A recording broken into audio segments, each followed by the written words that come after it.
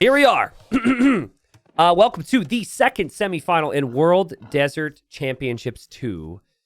And as has been the theme in this tournament, the first point is decided by 1v1s. Now, Gamer Legion, the big favorites in this tournament, they have all the best players, at least in many ways, in 1v1s. They are here in this semifinal looking to cook a little bit. We've got Viper playing for them. They'll probably have Hera, Tato, and Doubt step up later. And we got the Viper in the blue playing as the Byzantines. And then we have Aztecs for Lucky. So, you know, Viper's Viper. I don't know if you need much of an introduction on who Viper is. But many of you guys might not know who Lucky is for the Dreamers team. 24-year-old Argentinian. Nikov said, Lucky is the god. He, he has work. He studies for school. He has a girlfriend. He barely plays Age of Empires 2, and he shows up and is a beast. He just never really commits a lot to the game. So basically, we joked, Nikov said that Lucky actually has a life. Age of Empires 2 pros offended everywhere. We'll see what he could do here. Obviously, Viper, big favorite. This map should be really good for Byzantines. I'm a little surprised by the Aztecs choice. Byzantines feel really smooth in a 1v1. And there's water aspects here, which favors the Byzantines. But the deep fish are more towards the middle area of the water. The Komodo dragons do not attack you. This is just a map element which is meant to add a little bit of theming. But yeah, I really hope people are excited for the semifinal. And Dreamers have had a crazy storyline. I think if they have a chance here today, it will be in the 3v3s. The 1v1 portion definitely favors GL. But best of 7 could potentially lead to 9 games. If the 1v1s are, if that goes to the third game, and then the 3v3s take us to the final game, that would be 9 total games in this series. So it could be a long one here. Keeper of Souls, this is the first 1v1. Welcome.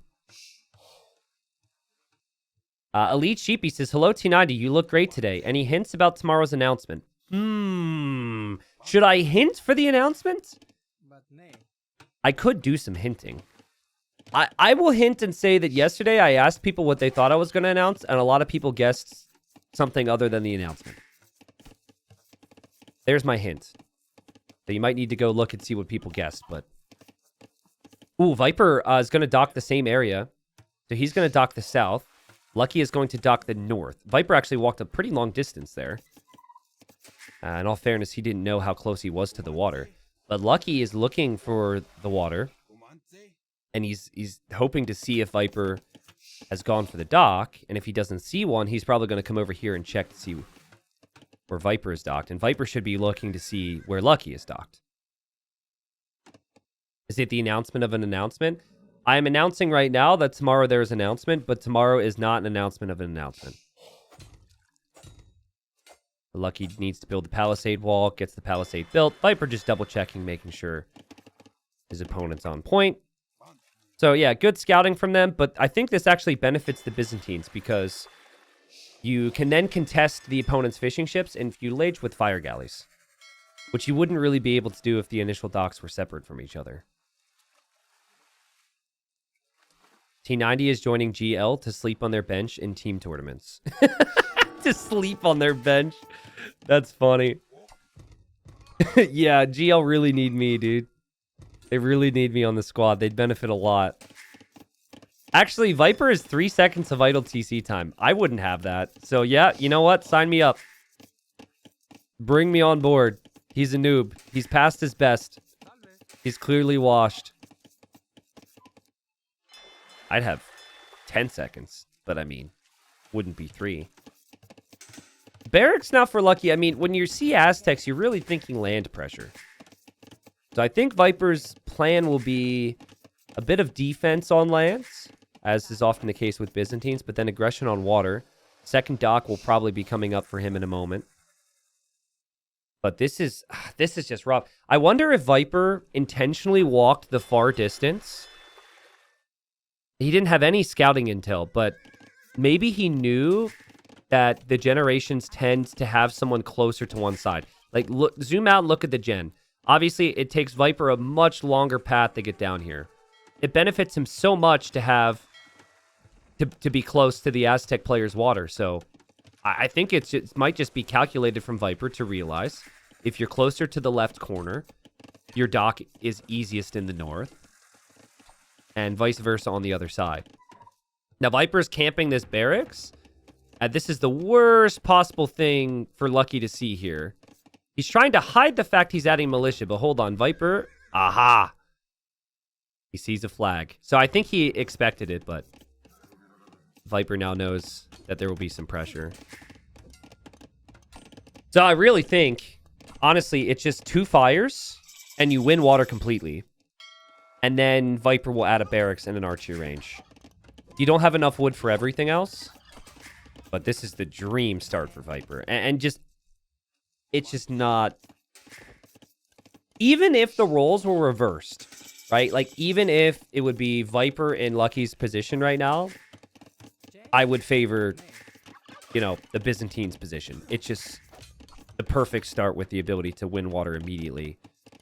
Red's actually running with the fish. That's interesting. So he's just going to accept he's going to lose the fish and add 1 fire galley. Walls from the Viper.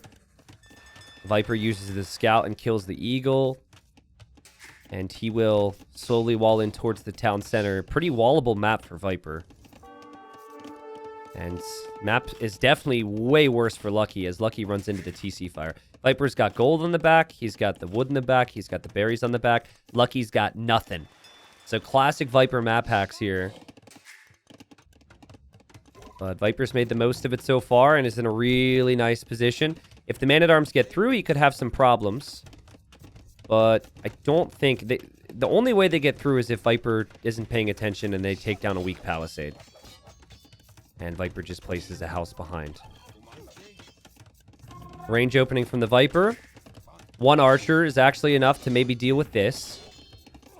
And then we may see skirmishers. But Lucky did build a sneaky dock over here so the fishing ships are still working. That's really smart. And Viper must be a little confused right now because he can't see the fish. He's kind of looking around.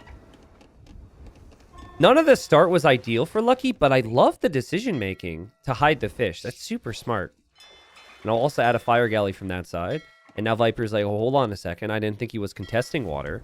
And Viper's going to repair his ship. Lucky could honestly potentially kill the repair villager, though, with these archers. And all of a sudden, Viper's defensive play may be looking a little awkward. He didn't kill any fish. Viper loses his fire galley.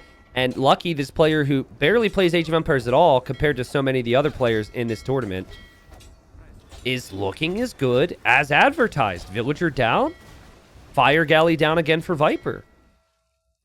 Really nice play here from Lucky. Again, are there still, you know, potential issues for him with Byzantines having 2 fires coming out of each dock? Yeah, absolutely. But I really like the decision making here. And Viper just spots this. He did check with his scout, and he's going to spot and know that that's probably where the fishing ships are now. So Viper's eco should be pretty safe on land. His water eco should be pretty good as well. Essentially, you want to get the fire ship lead and then immediately fish, which Viper will do. Behind this, the farming eco is looking nice for Lucky. And the man-at-arms still distracting a little bit. He did actually kill Viper's scout there.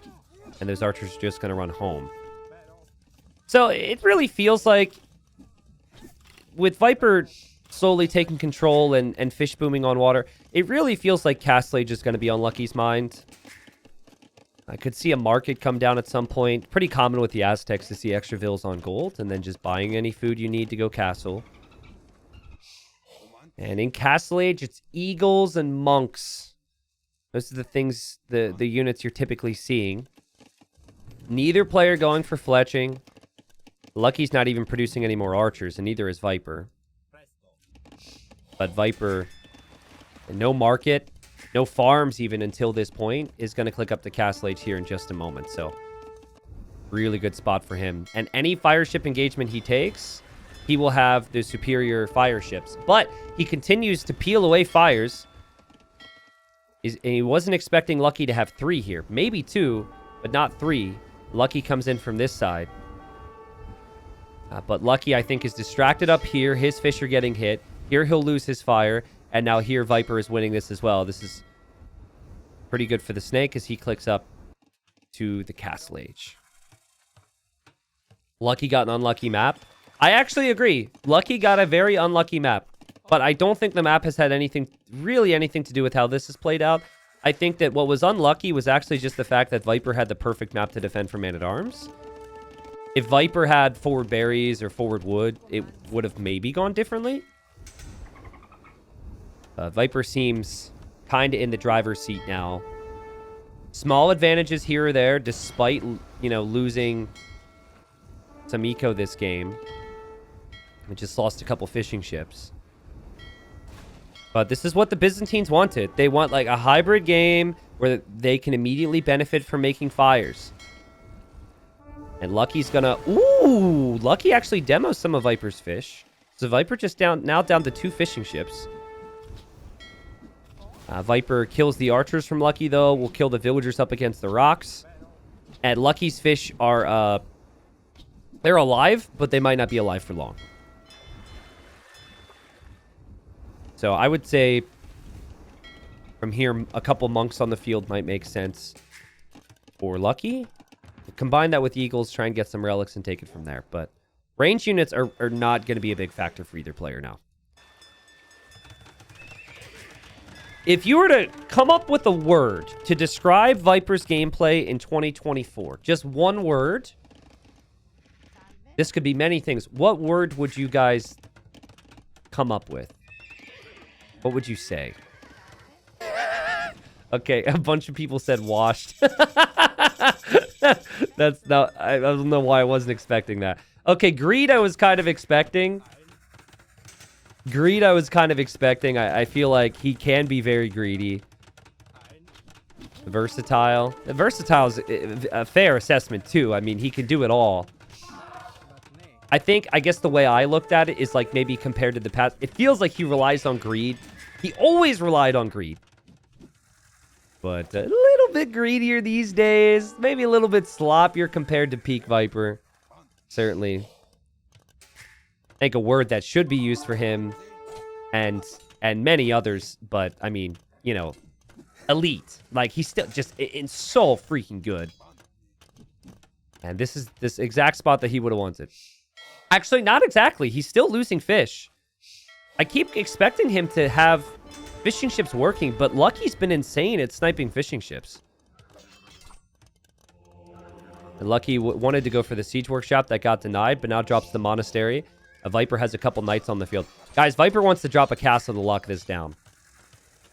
If Viper, as he pulls back the weak knights, beautiful micro from Viper. If he could just get a castle down here, it would stop any all-in push from really having any power. And small moments. Lucky. Quick walling. Okay. Let's go. Viper's knight has to run away. The skirms still chasing down the Vill on 3 HP. Viper. Villager attack it. Oh, the villager almost killed the knight. And Viper just walking all the way back. That is 1/100th of a knight. And it could be healed as well. Oh, imagine converting and getting 1/100th of a knight. Imagine having to delete 1/100th of a knight. Dude, that's so infuriating. I would be so annoyed right now if I was red. I'd be like, you gotta be freaking kidding me, man. The Byzantines heal up pretty fast as well. And there goes Viper with the castle.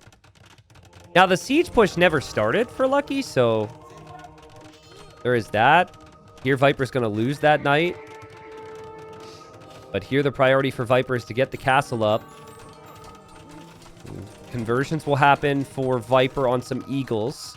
He does lose the monks. I mean, could have easily saved those monks in the TC. Could have easily saved that 1 HP knight. Definitely a little sloppy, again, by Viper standards. But he's got the castle up. He's on 2 TCs. His economy is way stronger than Lucky's right now. So Lucky needs the conversions to start to snowball, but Lucky needs some way to get economy.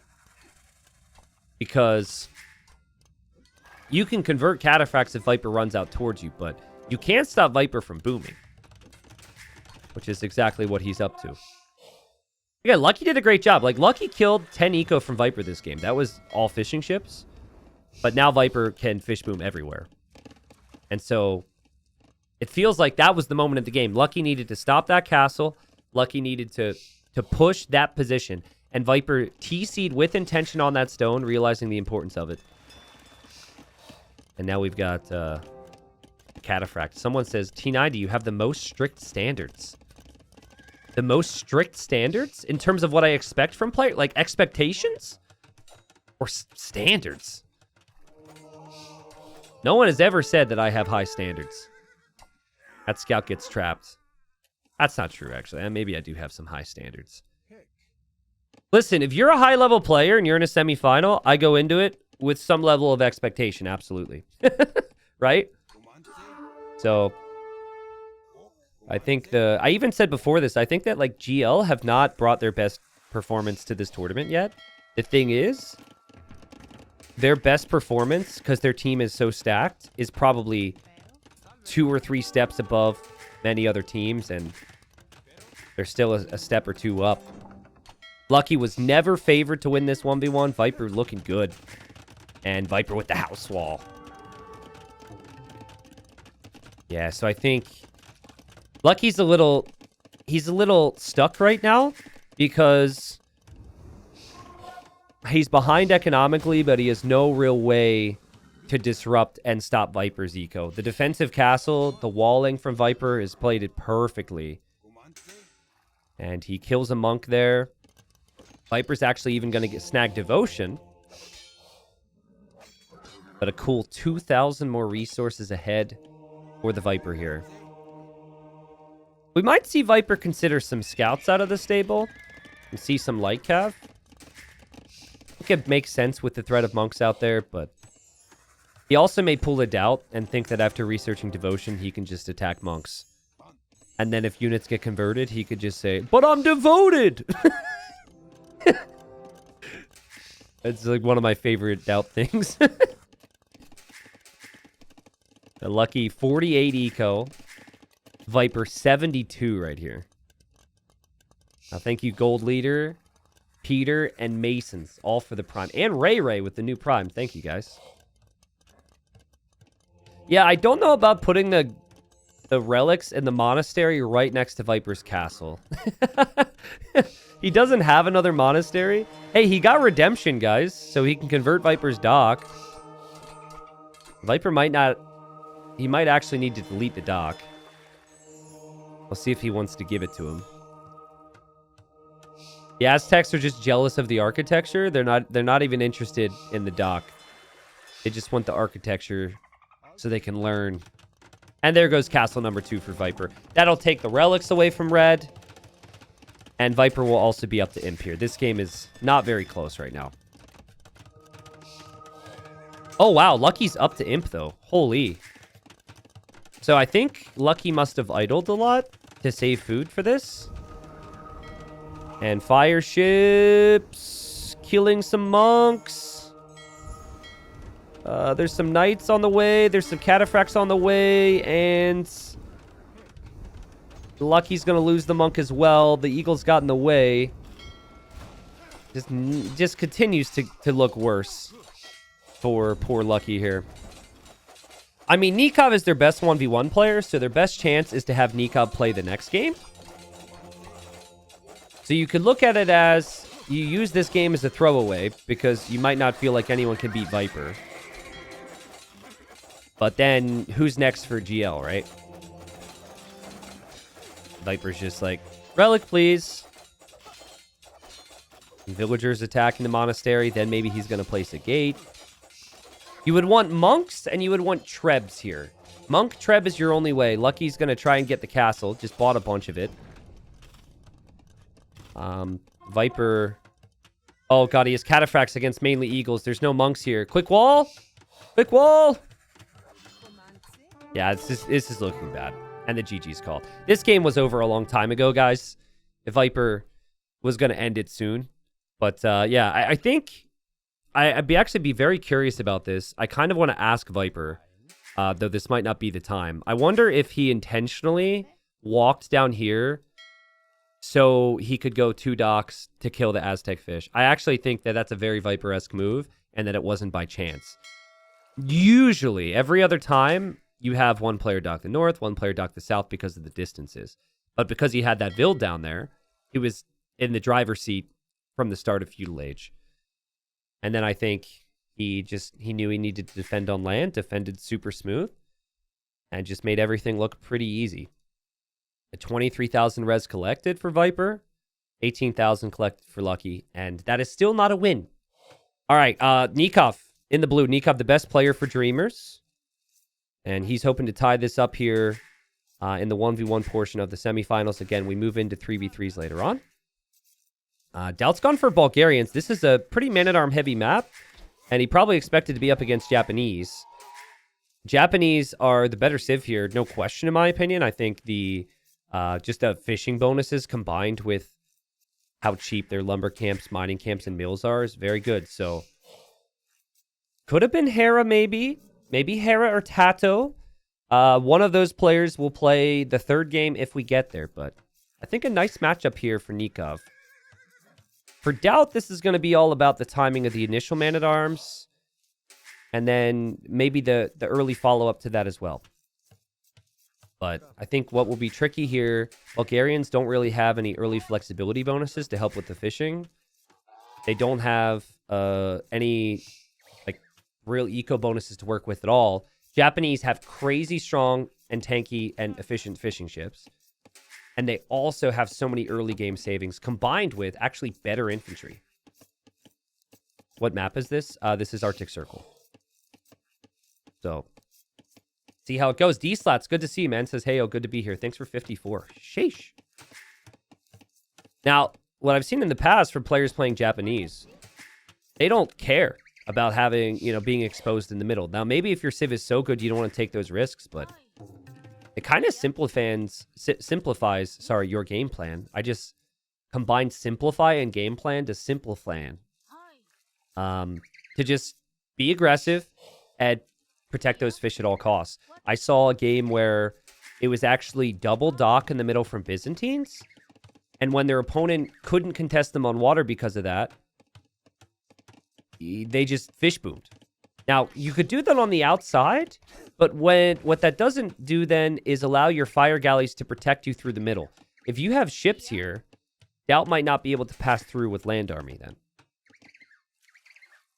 Yes, you can run over the ice. So,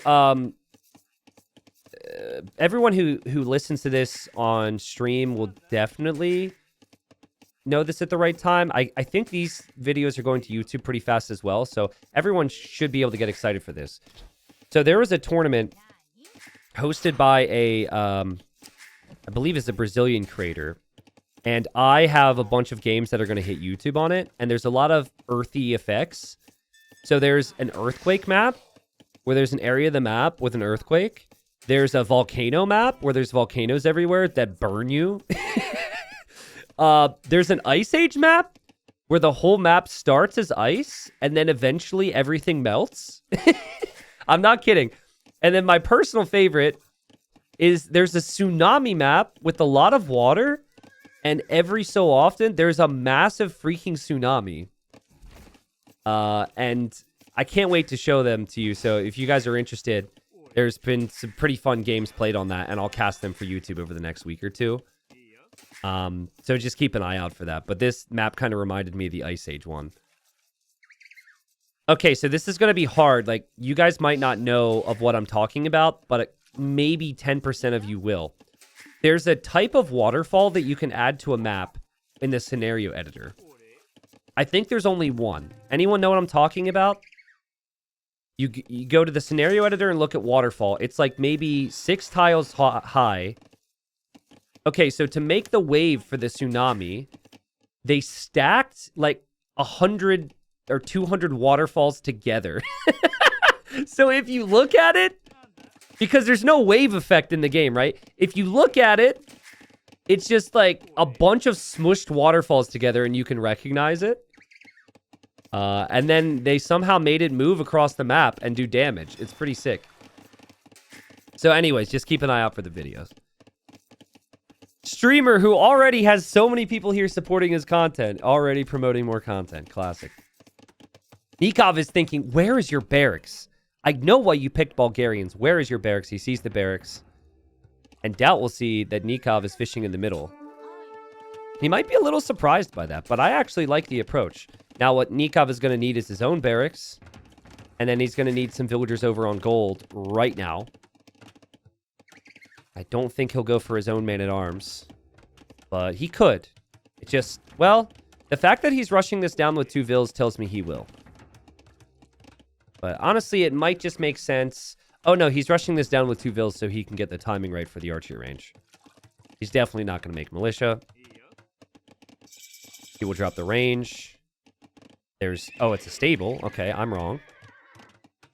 And he goes fire galley in the middle. Now that's the only fire galley he can make. Doubt's fishing ships are on the outside right now.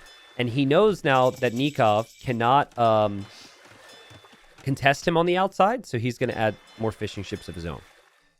So yeah, that could be the downside of doing what Nikov's doing, is you can't really kill your opponent's fishing ships.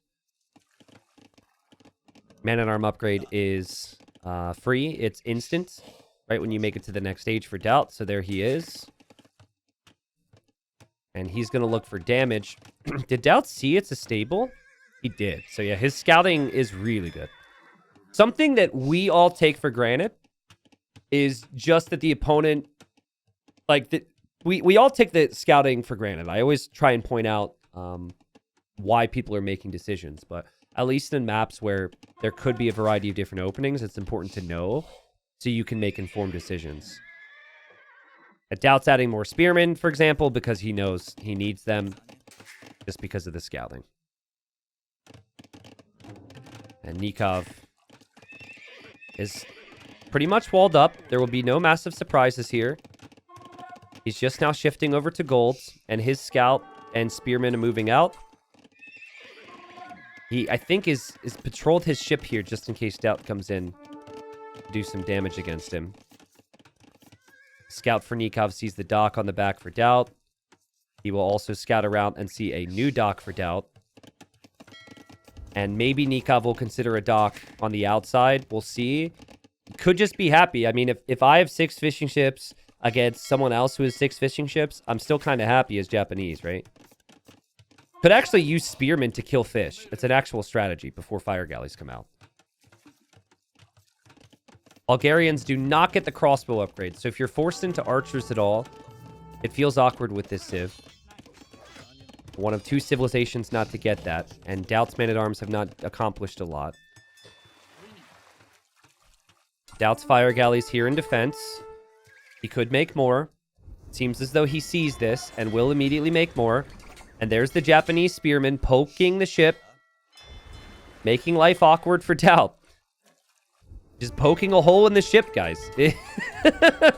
And I don't know, does 3 spearmen enough? Dude, Nikov, that's sick. That's so fast. I wonder how it works with spearmen from other civilizations. Japanese, obviously, seem to be more than enough. And here, Nikov gets a nice hit there with the spearmen on the scout. And Nikov will have a couple archers on the fields. Lots of micro happening over here. Doubt is a new fire galley. And Nikov is gonna use the scouts to snipe the villager. Doubt must be so annoyed right now. The Vill's definitely going down. The fire ship should stay alive, but Doubt has to block with fishing ships, and it's just a real pain. And meanwhile, like, the fish and the Vills and everything for Nikov are completely fine. But Doubt has collected more resources, so, I mean, Nikov also lost a lot of scouts to do all that, too. He really spent a lot of food on those scouts, too. You left as soon as the demo came out? Did he just get a demo? Did I miss a demo? Oh. Okay, there we go. We saw it. My bad. I was wondering, did Nikov stay there? What happened? Nikov will have archers headed towards Doubt space. So that's now the scary thing for Doubt. Doubt's woodline is a mess. And if ranged units come up behind it, geez, even galleys behind it, he's not going to have much defense for it. He did make an archery range for some ranged units, but hasn't produced much. And now Doubt's scout goes down. And everybody knows Doubt's favorite building is the market. I think with some other civs, you're going to stay in this age. And you're going to, make more archers. And then be patient. But with Bulgarians, you're not going to do that. So there's his market. He'll buy a little bit. And sell the click up. Now, a very classic Nikov situation is also to see heavy all-in market play. His archers will move out, and Doubt sells off that stone. Doubt's going to click up, still with fishing eco behind. And if he gets to knights, he could kill all of Nikov's fish. And that is kind of what Doubt did against, shoot, I forget who he played in another series. Like, Nikov right now could be here, could be harassing, but he seems so preoccupied on killing this tiny little army. I think he's still concerned that Doubt might have more skirms at home, but Doubt does not. Not yet, anyways. Nikov! No double bid axe! What is it, 2019, bro? I didn't realize he didn't have bid axe. Yikes. It's funny, Nikov said that all the eco upgrade jokes about him over years and years and years made him a new player. But okay, he gets bid axe now. That probably explains the difference in res collected here, because Nikov has killed eco and Doubt has not. And Doubt still collected more resources. Now this army could be a slight issue for Doubt. Actually, bothers me the archers could sit in here. One more house would have done Doubt some good. Nikov spots that Doubt is trying to sneak in some pressure on the water. And in the north, I think we'll see Nikov doing the same to try and hit Doubt. Here come the archers. Now, fletching isn't in, but still, this is not a great situation for Doubt if he's not careful. Again, no fletching, though. And there are some skirms there, so the units just keep moving around for Nikov. Doubt and Castle Age faster. He doesn't have the stone for town center. So he can't do that. He will go for knights, and he's going for the war galley upgrade as well to pressure any fish. But he needs a... potentially is going to need a demo towards the middle, because it's 2 docks against 1 with production. Nice job from Doubt to defend with the skirms and spears, because he just wants knights now. The knights could definitely kill this. And Nikov's archers will go down. It feels like a cav archer type of game for Nikov now. He's actually going to get cav armor. And he will drop TC number 2. And snag the war galley upgrade. Doubt's got Vils here. Can the ships go on the ice? I guess they can.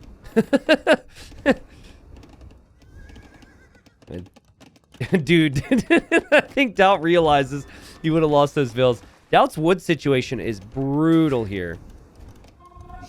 He really needs to leave this wood line. Nikov's playing pretty well. He can't be hit by Doubt. There's a longsword raiding the fishing ships? Wasn't expecting to see that today. Nikov needs to be careful not to be baited into a demo here. He also needs to defend from the knights. Demo from Nikov. Oh, that's a really good demo. It hit 3 ships there. There's some weak ships here for Nikov, though. Lots of pressure on Nikov. A little surprised that Nikov was late with the monastery, but in the end, he's spending the wood on a lot of different things, and he's under pressure with his fishing eco. I kind of like his own knights. Oh, no, and there's a hole! There's a hole, but it's a trap! Doubt has been trapped now. I don't know where the hole was exactly. I think it might have been here. But Nikov has to panic quick. Well, I mean, that's still a lot of idle time. And, of course, that's just Doubt's pressure in the middle paying off.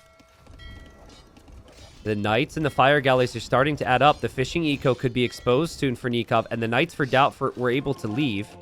And look at all the idols after the quick wall. Very relatable situation for me watching Nikov's play right now. And it's Doubt with lots of control. Nikov will start to send some fires in towards Doubt's fish. And in all fairness, Doubt doesn't have a lot of defense back here. He just has 1 ship. So we might see both players lose fishing ships. Doubt's doing the right thing here after seeing the monks. And he will add in scouts. Man, I'd love to see a juicy demo here in the middle right now. Remember, 2 TCs for Nikov, just 1 for Doubt. So Doubt 10 eco behind now. And that will get worse as he will lose fishing ships. Now, I don't know how efficient the fish will be long-term here for Nikov. But there's still, yeah, there's still 6,000 food out there. That's still something. He's played it well. Snag the eco upgrades. Is getting pikemen now with Japanese. We'll drop a 3rd TC right there on the front of the base. He's being attacked by a penguin. He defends. Fires. Still sniping fishing ships back here for Nikov. And there's only 5 fishing ships now for Doubt. There's also 1 random fishing ship there from Nikov. Pikemen are here. Doubt runs right into the pikemen. There's also monks. There's also fires. And it's a disaster for Doubt. Oh, that's a really good engagement for Nikov.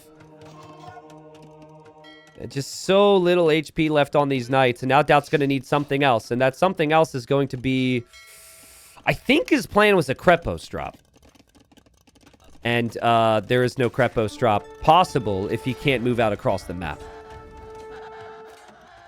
And demo from Nikov would like value on something other than the knight. The knight's probably already going to be killed. He's been patient. And more demos will come from Nikov. This could be a Doubt Krepos incoming, guys. This situation is not looking good for Doubt at all. And this will be 1-1 in the 1v1s. No wins have been earned yet. I see someone telling me I need to update the scoreboard. The scoreboard doesn't get updated until the best of 3 happens. Or the best of 3 concludes. Oh my god, that's a sick demo from Doubt. Oh my god, that's another sick demo from Doubt. But still all Nikov here. Look at the difference in economy. And Nikov will soon have a castle as well. He's having mining stone pretty heavily. Now will be maybe Hera or Viper up next for GL against one of the Dreamers team. A lot of people were wondering who we would see play this second game. Doubt incredible.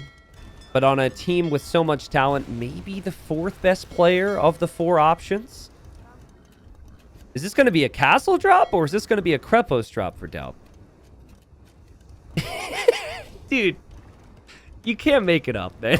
How does this happen so consistently? Like, how is this always a talking point? Every single freaking time, dude. Nikov sees the vills. Nikov sees the knights. He knows something's coming. The knights will kill off the pikes. Alright, there's some monks around now. Nikov should build his own castle. And okay, it's going to be kind of like you creep in with a tower rush. He's going to creep in with a Krepost. Nikov should say, I see your Krepost. And I raise you a castle. And build it right between the barracks and the house. Yeah, just don't let Doubt's Krepost kill your vills. And now Doubt's going to say, okay. Can I build this Krepos faster than he can build the castle? And I think the Krepost will go up. But Nikov's castle will go up too. And Doubt is still behind by 30 villagers. So he needs more damage than this. This is good from Doubt. This is good. Nikov wasn't ready for that. And now the castle's up. Nikov's going to drop a siege workshop so he can go for some rams. And Doubt's not finished. Doubt's going to drop another Krepost. Here we go. Krepost number 3. They're only 350 stone, so they're much cheaper than a castle. And Nikov's maybe sweating a little bit, but any counterattacks into Doubt's eco, and Doubt's wide open. Doubt runs underneath the TCs here. Nikov has definitely panicked a lot here. Like, the siege workshop stopped building. He could definitely lose this game. He's in full panic mode.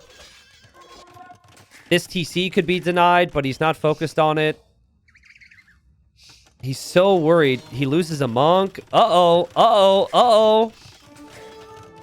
Nikov maybe throwing a little bit. There's a lot of stone and gold up here he won't have access to.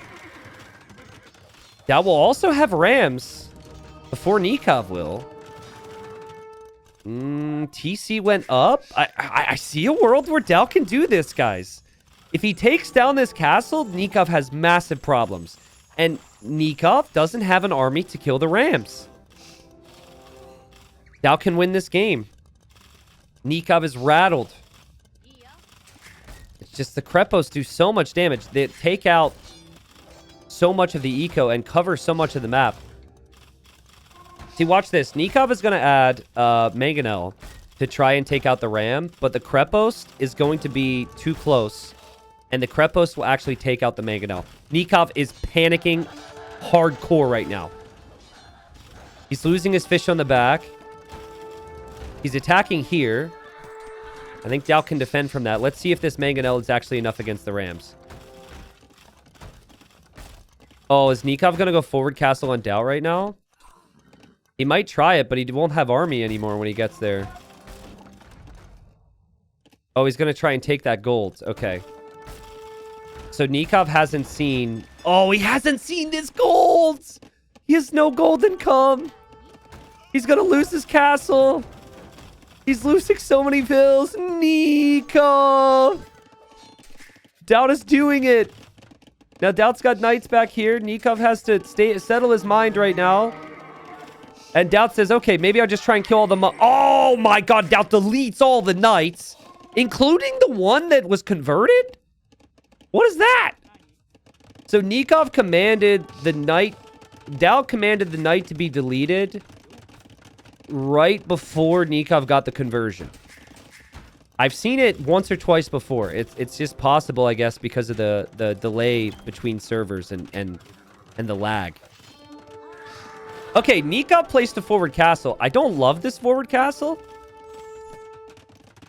And guys, Doubt's going to win this game. Doubt has access to so much gold. Nikov, well... Man, if he just found this gold, if he just knew about this, it'd be such a game changer. But Nikov can never take out these Krepos. Crazy. So apparently Krepos is better than Castle. And Doubt, he probably can believe it. He does this stuff for a reason. Nikov is probably the one who can't believe it right now, as Doubt is actually going to raid with the Conics. Now, if you delete the Conics, the Rider gets up, which is kind of funny to see. Beautiful quick walls from Nikov, but he's got such an awkward eco balance right now. He needs the conversions. That's the only way he's getting more gold units, is converting them from Doubt. 113 economy for Nikov. Nikov! He gets horse collar. I can't be too critical. This game is just gone crazy. And oh, he found gold. He found gold. Okay, so that's huge. Imp is actually a possibility with that gold. But he still is getting Krepos dropped by Doubt. And now he's dropping another castle just to keep his TCs up. This is a fun game, man. This is an amazing game. Doubt still needing to be careful. We'll take the fight. Now, Doubt will win this fight because he gets the second unit from a dying Conic. But Nikov still has more pikes and monks around. And Doubt really doesn't want this castle for Nikov to go up. There's a raid with Samurai from Nikov. The Samurai killed 4 villagers. Doubt just noticed. And Nikov has enough stone for another castle. So maybe Nikov should drop a castle on Doubt over here. That's why I didn't like the initial castle. The initial castle could have been on the TC and it would have done so much more damage. What is this game? Now Doubt is going to deny this castle? With a Mangonel? And now Nikov's going to go Imp! Okay. Doubt castle for Nikov. And now Doubt's going to go Imp. But Doubt doesn't have a castle. Where's his stone income? His stone income is over here. And he wants to drop another Krepos to deny this. Which TC is Nikov's Imp TC? Okay, it's this one. And Nikov deletes that castle to place one here. Well, Imp is huge for Trebs, and Doubt doesn't have a castle for Trebs. He only has Krepos. And Doubt's stone miners are the ones that are going to build this next Krepost. So it's kind of interesting that Doubt isn't saving for a castle. He's just too addicted to the Krepost. He can't stop, won't stop, but he should stop. And he will stop, and he backs away. That's actually a good thing for Doubt. Because now he saves stone for a castle. Nikov could still win this game. He's got one relic. He's got 1,500 gold left, which is enough for the Halb upgrade and enough for some Trebs, which might be all that he needs. That is Doubt's Wheelbarrow TC, not his Imp TC. What a crazy game. Are you enjoying this right now? This feels like peak Age of Empires. Not in terms, like, there's going to be people who say, well, it's a little sloppy. Exactly. That's why it's peak. Give me the slop. I like how you can see how messy it is. I like how you can see the nerves from Nikov and how this pressure has done a lot to Nikov's mentality. But I also love how Nikov has stayed in this.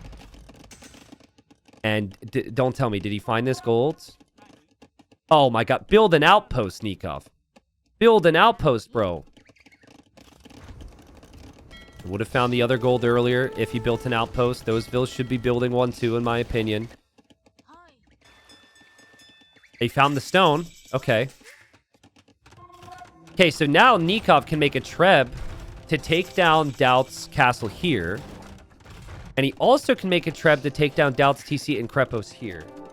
And Doubt's army is Conics. These Conics are needed to get raids. They are needed to kill Trebuchets. They are needed to do a lot of things right now. But oh man, I feel like Nikov's been chasing them so much. Doubt gets some nice kills. Also pushes Nikov off of some of the gold. Halberdier is in for Nikov, though. Those halbs will do a lot of extra damage here. Losing the monks won't be great for Nikov. But he's holding on. Don't ask me how, but he is holding on. Doubt isn't making a Treb yet.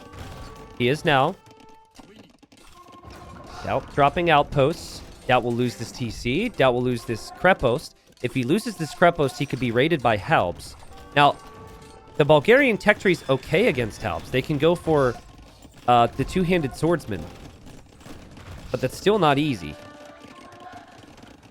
What a funny game. Nikov has no gold. He found the gold! And Doubt doesn't know the gold is there, right? Oh, that's crazy. That's so important. It's also really important that Nikov keeps his castle up and takes down Doubt's castle. Doubt, I think, is going to go for barracks and two-handed swordsman. He does have food. He does have gold.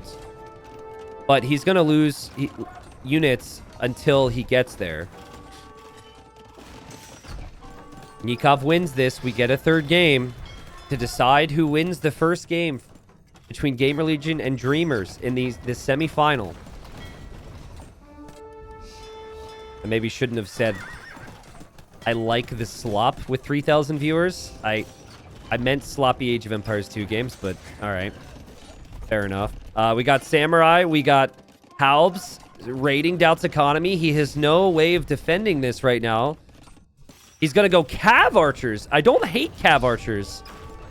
Bulgarian Cav Archers could actually be really strong, especially against lots of Halbs. Doubt will want to take out Nikov's Trebs to keep his castle up. Nikov's got all of his Halbs here in defense. He's barely holding on to the stone that he has. He's repairing. Here he's raiding. Doubt is losing so much control. Nikov loses his castle. But guys, one thing you got to give crazy credit to Nikov for has been his consistency in production. Yes, it got really bad, but he's been spamming the vills. He's been correcting the idols. And he has been holding on, and he will take Doubt's Trebs. Doubt now doesn't have a castle for any more. So Doubt can't siege anything. And Nikov still can. Doubt now on 1 TC, 120 pop, massing the Cav Archers behind.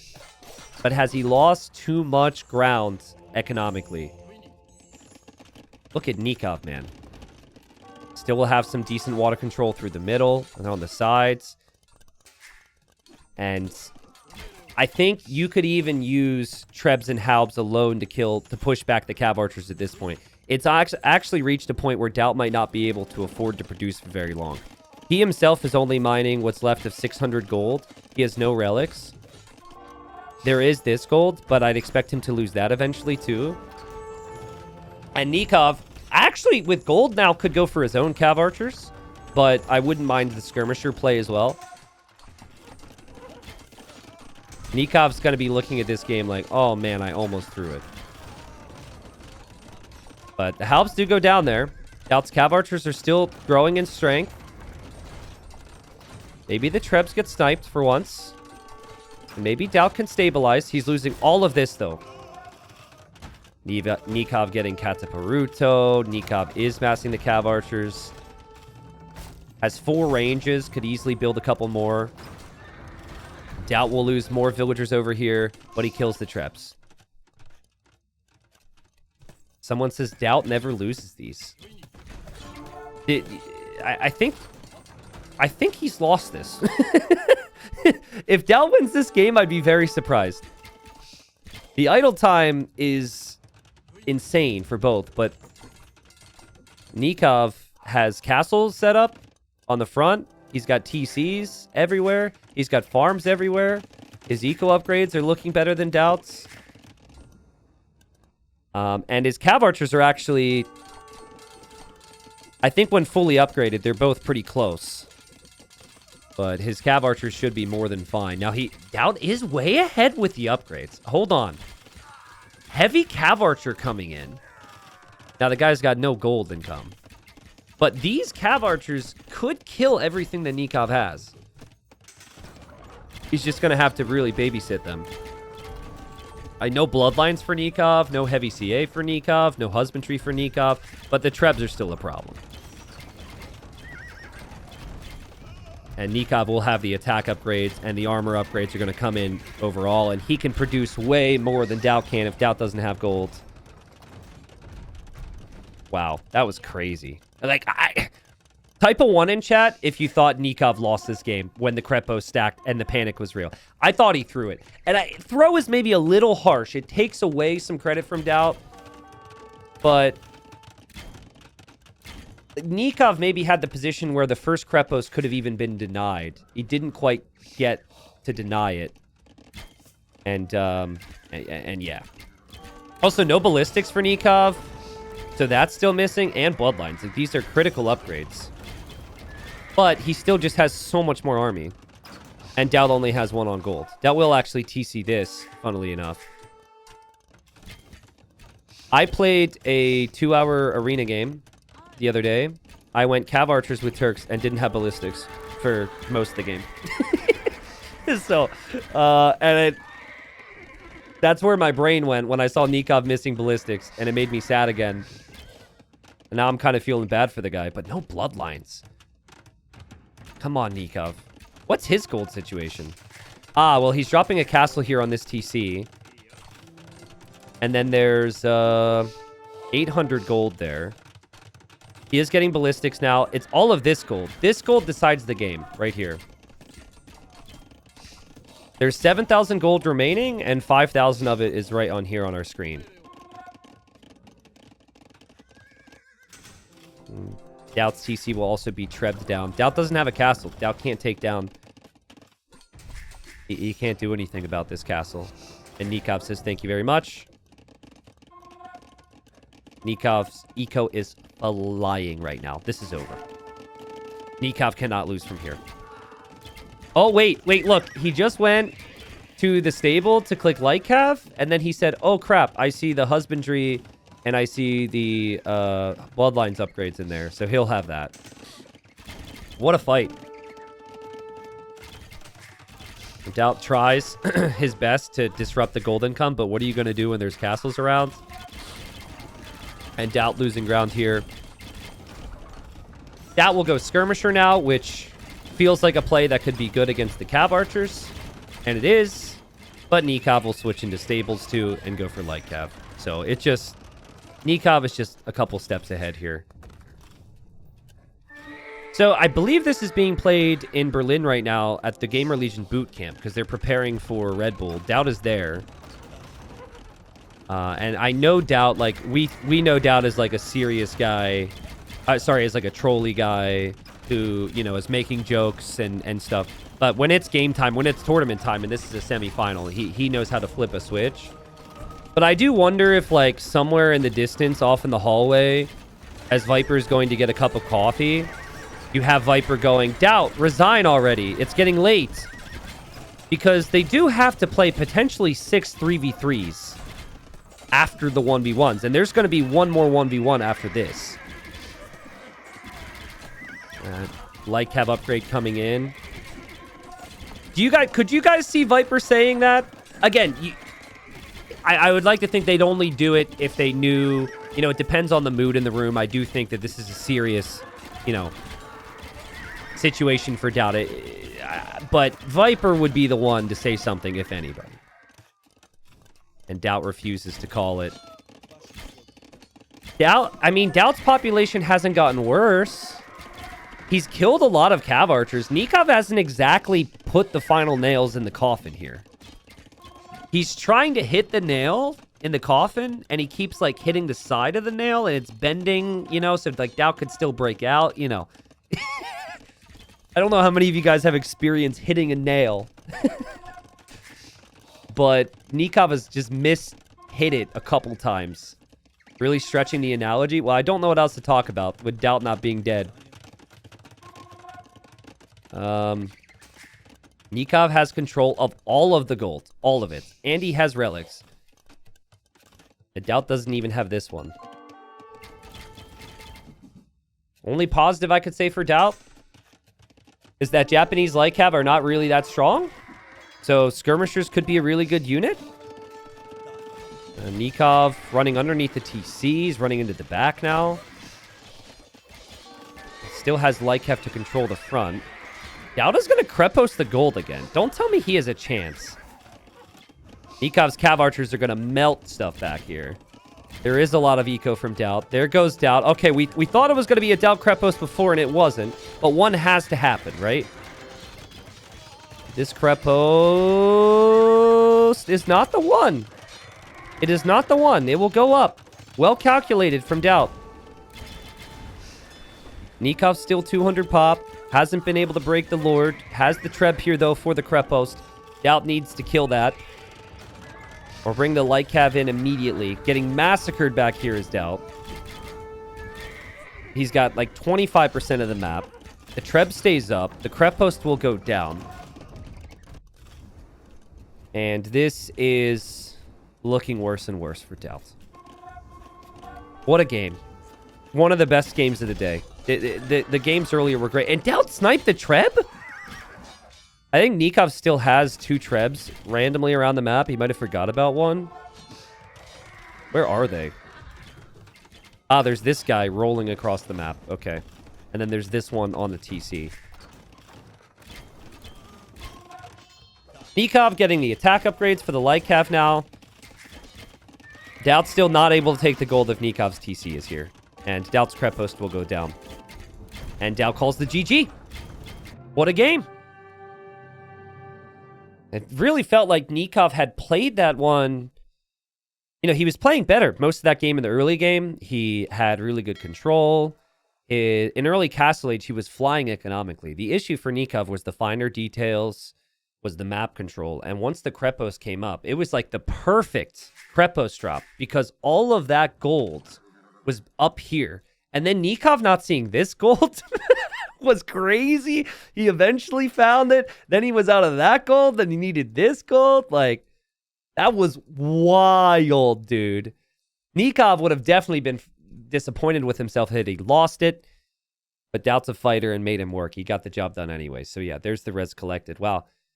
96,000 resources versus 69,000 resources collected there. Nice, nice, nice, nice, nice. So, all right. So, 1-1 right now in the 1v1s. There's still no points on the board because this game decides it. And I was just saying about how, you know, for GL, they have that next player just waiting in the wings. Lucho, here in the red, 18 years old. And top 50 in the world in terms of ranked, I think is that in terms of tournaments as well. And is my scene bugged? Oh, I'm sorry about that. Wrong overlay. I'm not sure what just happened there. Anyways, we're in the game.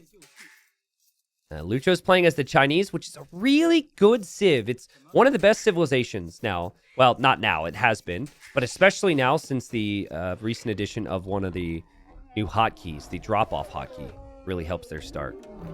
But, as Hera has to be careful here.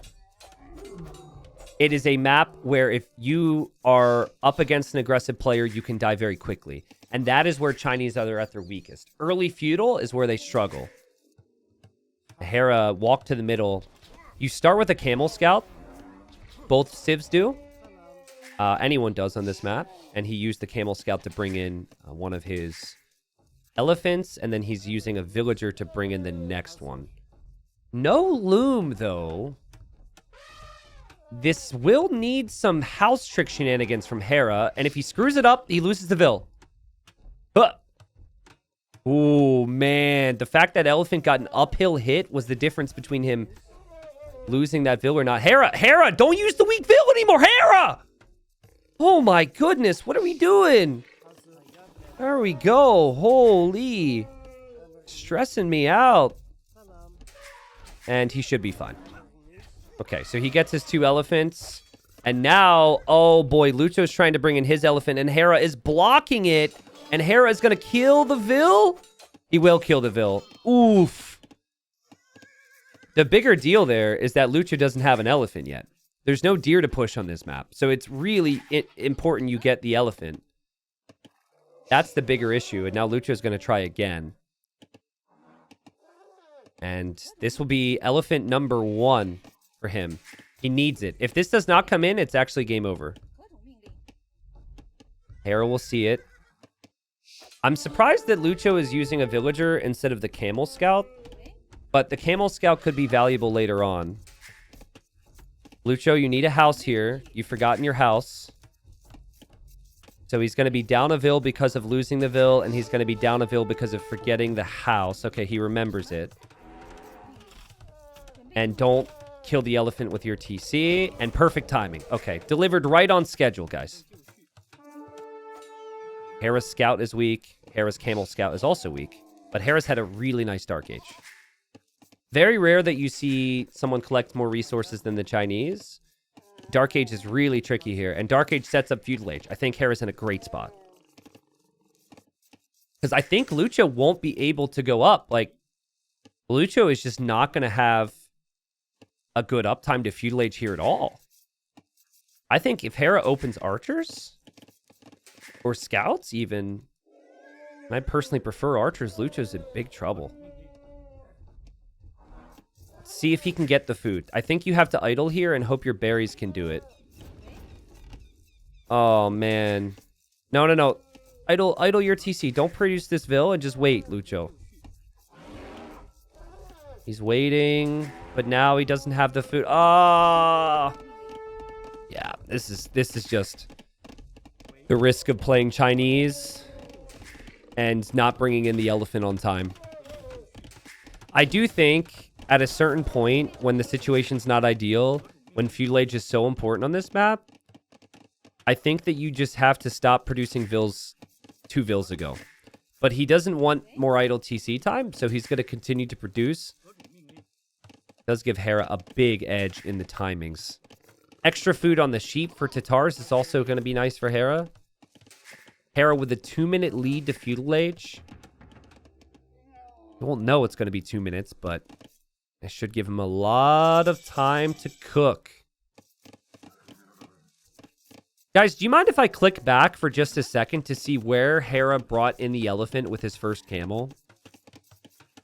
Just for a second, because I think it's possible Hera used the camel to take a forward one. Okay, let me look real quick. So, it was back at the minute mark. He took it like right away. Where did he get this from? Okay, he got it from here. Never mind. I was thinking that maybe there was a chance that he took it from the front And maybe it was harder for Lucho to find them for that reason, but I just think the first one is what really hurt Lucho more than anything. And having Chinese. And so Hera's going to have 4 units on the field, 5, 6 units on the field before Lucho has the first unit out of his barracks. And Hera transitioning in towards farms for the food. Lucho still has the Camel Scout. Like, having that Camel Scout full HP and your regular Scout full HP does help make up for the current situation. Lucho sees a villager in there that's weak and snipes the villager. Beautiful snipe. And was also simultaneously defending from Hera's attack at home. But he can't make spears yet. I think we will see some spearmen right away. Chinese are crazy, right? The Vil count right now, 24 for Lucho, 22 for Hera. Hera is Tatars, though, so fighting on top of the hill is so good for him. That will be... Oh, it was a nice defense from Lucho. And the 18-year-old adds the spears, holds on, snags his eco upgrades, lots of res in the bank. His situation's actually fairly good here. Hera might switch to archers at some point. It feels like a natural decision with so many spears out, and Hera did snipe a villager there as I looked over at Hera's eco. Lucho can't really afford scouts, but he's got enough spears on the field. And it feels like archers could be the next decision with how many spears are out. Hera goes to gold. Hera's range will soon follow. No gold yet for Lucho. Could do the same, though.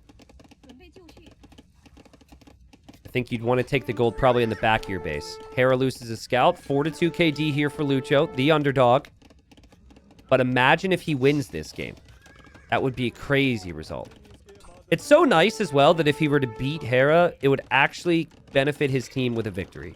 Like the point, right? It's like if Lucky beat Viper in game number 1, for example, then, you know, GL could still win 2 other games and then take the point away anyways. But this immediately affects the team and starts off the semifinal in a great way for them. And Lucho is very similar to how Hera played back before Hera's rise to strength. Tends to be more of a meta player. And he's hanging with him here, guys. This is really smooth game. 37 population for both. He did not crumble. Even here, doesn't seem too bothered. Hera's range is up, though. And actually, Hera doesn't have a range. Excuse me. Hera doesn't have a range. Now he's going for a range. He was going to go for a market. You could tell maybe considering some greed to try and go Castle Age into some Lancers, which I think would be really good on this map. But he feels like he needs some archers on the field. Kralix resubbing. Thank you, Kralix. Nice to see you, my friend. Thanks for the 40 months. Hera running into the spears because he's defending at home. Hera wanting to kill villagers, but gets shot by the TC. Lucho, beautiful defense. These Chinese farms are going to have so much food on them, and Hera never got horse collar. Now, that's fine if he can get the army on the field now, but eventually they'll start to expire. He won't have the wood for other things. Horse collar will matter if Hera doesn't find advantages in the next 3 minutes. 3 or 4 minutes. Nice snipe there from Hera. 30 eco snipe of the game. Still looping around with these scouts all the time. And Lucho doesn't know that Hera's going to be double range archers behind this. Wow. But again, that's a lot of wood being spent, right? Hera also doesn't have a market. Lucho dropping a market. Hera will see that. This might be a little worrying for Hera. He might be like, okay, Lucho's about to click up right now.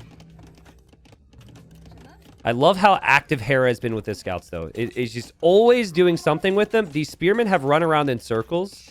I think against Hera, you can't chase the spears. You have to leave the spears near what you need to defend. That's one thing that Lucho's done this game that I think he should know better than. At this level, you don't chase them. You just sit them. Let the scouts come to you. T90 is why AoE is wonderful. Watching your cast is more fun than playing. Thanks for the good times. Yo, Joey, thank you. Hera going to click up without the market. Beautiful eco balance. He sees the units coming forward from Lucho. Hera has more archers on the fields. And his Tatars. And has the scouts. Look at those castle age times. Lucho's also double range as well. He cannot tower. But as long as he has the archer production, I think things should be fine. Now back to that horse color thing. Hera would want to get that now. You know, if these farms are going to be reseeding. But honestly, the name of the game is just army and micro at this point. This game might not go on much beyond Castle Age. This is a really close game. Lucho is clearly talented. Extremely talented. I thought this was over because of how late he was to the next stage. To hold against Hera after how brutal the start was is awesome. I think some people might say like, oh, well, Chinese. Yeah, but I mean, it's the player, dude. Now, can he compete with Hera's micro now? Looks like the micro is good enough here. Killing some of Hera's archers as Hera tries to distract him with the scouts and chases down those two Hera archers. And now, archer count still higher for Hera, but not as bad for Lucho as it could have been. Just can't help but feel like Hera having slightly more numbers and Hera being slightly faster to Castle Age could still make such a big difference. And let's not forget, Tatars get Thumb Ring for free, so their crossbows are dangerous here. And Hera's 3 ranges here. First villager goes down for Lucho on the wood line. Need wood for all the upgrades, the units. So important. Hera advancing up the hill into the archers from Lucho. Also losing his scouts. Hera gets the pick off. Hera no bodkin yet. Lucho's crazy for diving here. What in the world? Hera no bodkin, guys. I don't think Hera is expecting his opponent to push him like that there. I'm not expecting it.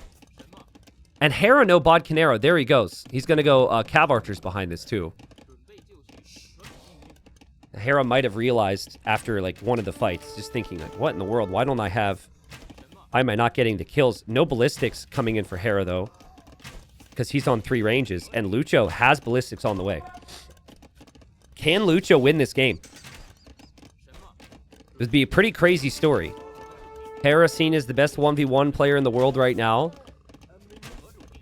Obviously teamed with the guy who, you know, anyone who would dispute that would say instead, the Viper.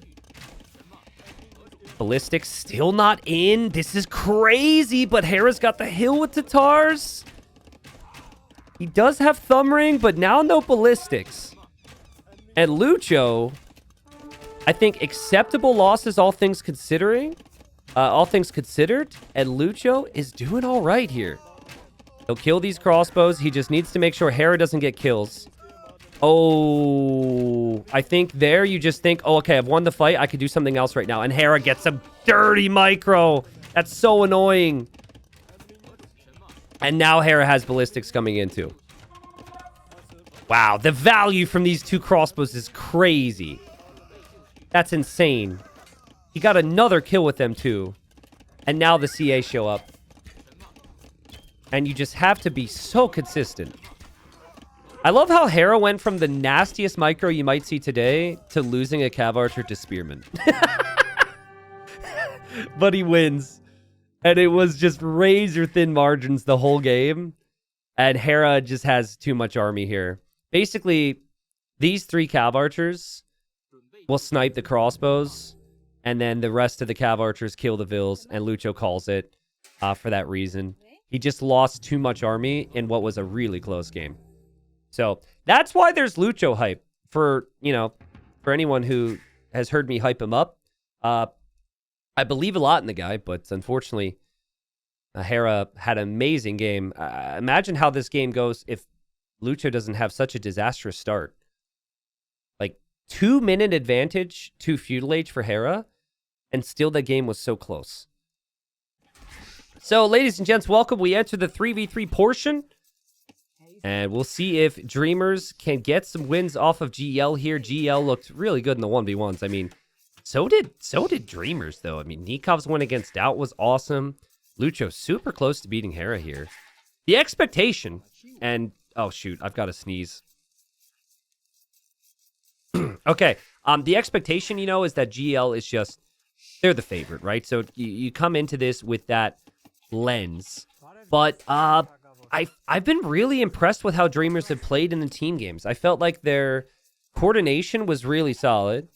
And Lucky, he moves forward, and he actually steals a boar from Hera. So remember what happened in the 1v1s, where Hera got the nice little lead because he delayed Lucho's boar? Now Hera's down the boar. And Lucky's playing Incas on the front. We've got Lucho as the Slavs in the pocket position. Would definitely be going for scouts.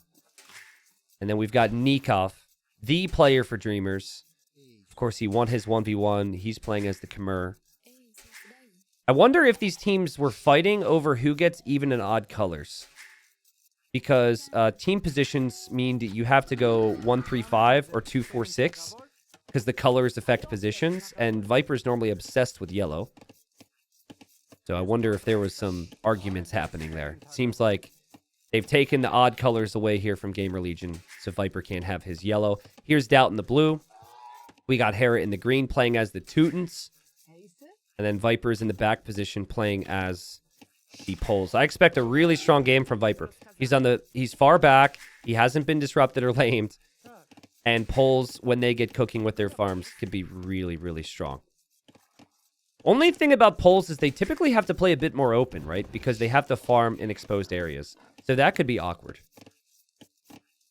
Now, Doubt has actually picked the Armenians. And that allows him to use the mule cart to take wood. And the reason this is notable is because a big thing about this map is the trees in the middle, so the most exposed trees, have 500 wood. And so usually you see a lumber camp like here from Doubt's position, and then here from Lucky's position. And then there's towers and Vil fighting and everything. Hera actually... just very weird to me. Multiple times I've seen Hera do this in this tournament. I don't understand why he builds a lumber camp here. Like, what do we have? Let's count the bushes. So that's 1,300 wood, and 3 trees have more than that. Now, it is obviously a little bit safer, but is it... maybe it's a scouting issue for him? That could have been part of it, because he had to push in some deer. Obviously, he can build a second lumber camp later on. So I'm going to give him... I'm going to assume that he knows that it was more so a scouting issue. And maybe a safety thing. So I think it's great for the game, guys, that you can... and it's critical for the game that you can choose position, right? No one wants to, like... back in the day, you would just hope that you would get the best position for your civilization. Now, the fact that you can choose it is good for a strategy game. I'm going to tell you what's horrible for a strategy game. It's horrible that because it's based on color, you don't even need to scout to know where someone is. In the lobby, before you even launch, you know players' positions. That is so bad. And it's still disappointing to me it's tied to color. I wish it was a separate feature, but... then again, I wish so many things would happen for our game that, you know, doesn't seem to be on the cards. So we'll see. We'll see. Oh, Hera's angry. Hera wants the food. He says, thank you very much. Thank you very much. And is going to try and lame back against Lucky here. You would still know immediately from the civs, though. That's not true, though, Tarzes. You could play Khmer flank position. Like, I could think of 5 or 6 different situations where you could use mind games. That can't be used otherwise. It's map dependent. But you could easily use Khmer forward position or Khmer pocket position. You could easily justify, you know, similar types of mind games. And the scout here from Hera as relamed. Relamed? Is that the word? I don't think that's the word. And we got a tower here from Doubt. Now, Lucky can't still take wood because this is his lumber camp. So he's got to go to straggler trees. If this were to happen to Doubt, he can move the mule cart around. So that's the big reason they chose Armenians. Also, another big reason they chose Armenians is because it's a double scout map. So having excess spearmen on the map is really good. We might actually have feudal age pikemen here. And we got Nikov going for scouts. We've got Lucho going for scouts. I think Tato will probably play. I don't know their situations. They don't say it. Tato maybe not a player who excels in some of the messiness that Doubt can provide with this type of play. They go based on player comfort, of course. Viper walling up, farming around his full works, and spamming those scouts forward right now.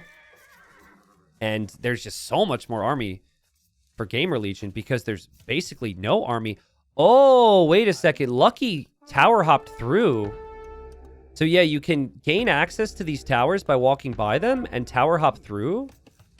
So he tried to take gold there, which is kind of smart. I don't know. It's a lot of walking time, but he can't take wood. He has no wood because of the tower. So it's just 3 armies against 3 players making army against 2 right now. And Doubt is going to support with Spearman with Viper to pressure Nikov. And then Doubt could also support Hera, in theory.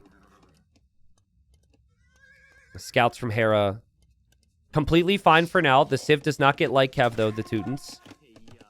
And also no husbandry could be an issue with mobility later on. Doubt's tower goes down, though. Nice stubborn play there from Lucky. He might have had a little bit more stone left over to repair. Because Inca Tower is cheaper? Do you spend a little less on repairing the Inca Tower as well because it doesn't cost as much? Actually not 100% certain on that, but I know you would have more stone banked because of the tower being cheaper. I wonder how much stone you spend to repair versus the Armenian tower. Not worth it. That's for a video for somebody else, not me. We'll let that one up to T West. Nikov and Lucho looping together here. Now, Doubt has lots of military, but it is spears. So, you know, the spears might not find value if there's archers on the field again, but the scouts from Viper are going to hit Lucho, and Lucho was seemingly unprepared for this. And finally, the military adds up here for GL. Do have some pressure from Nikov on Doubt right now. And we also had big scout presence, but there's still lots of spearmen from Doubt, scout support from Hera and Viper. And I think Doubt's going to be fine. Well, he might not be fine. Lucho takes the fight. So Nikov could get some hits, but oh, he was so close to killing so many of those vills. Remember, Lucho still has scouts that were hovering around his base. Archers and spears hitting Hera now. Hera receiving some pressure on his gold. Hera actually didn't get bloodlines yet because of getting hit on the gold. Could be a factor. Nikov doesn't have it yet either.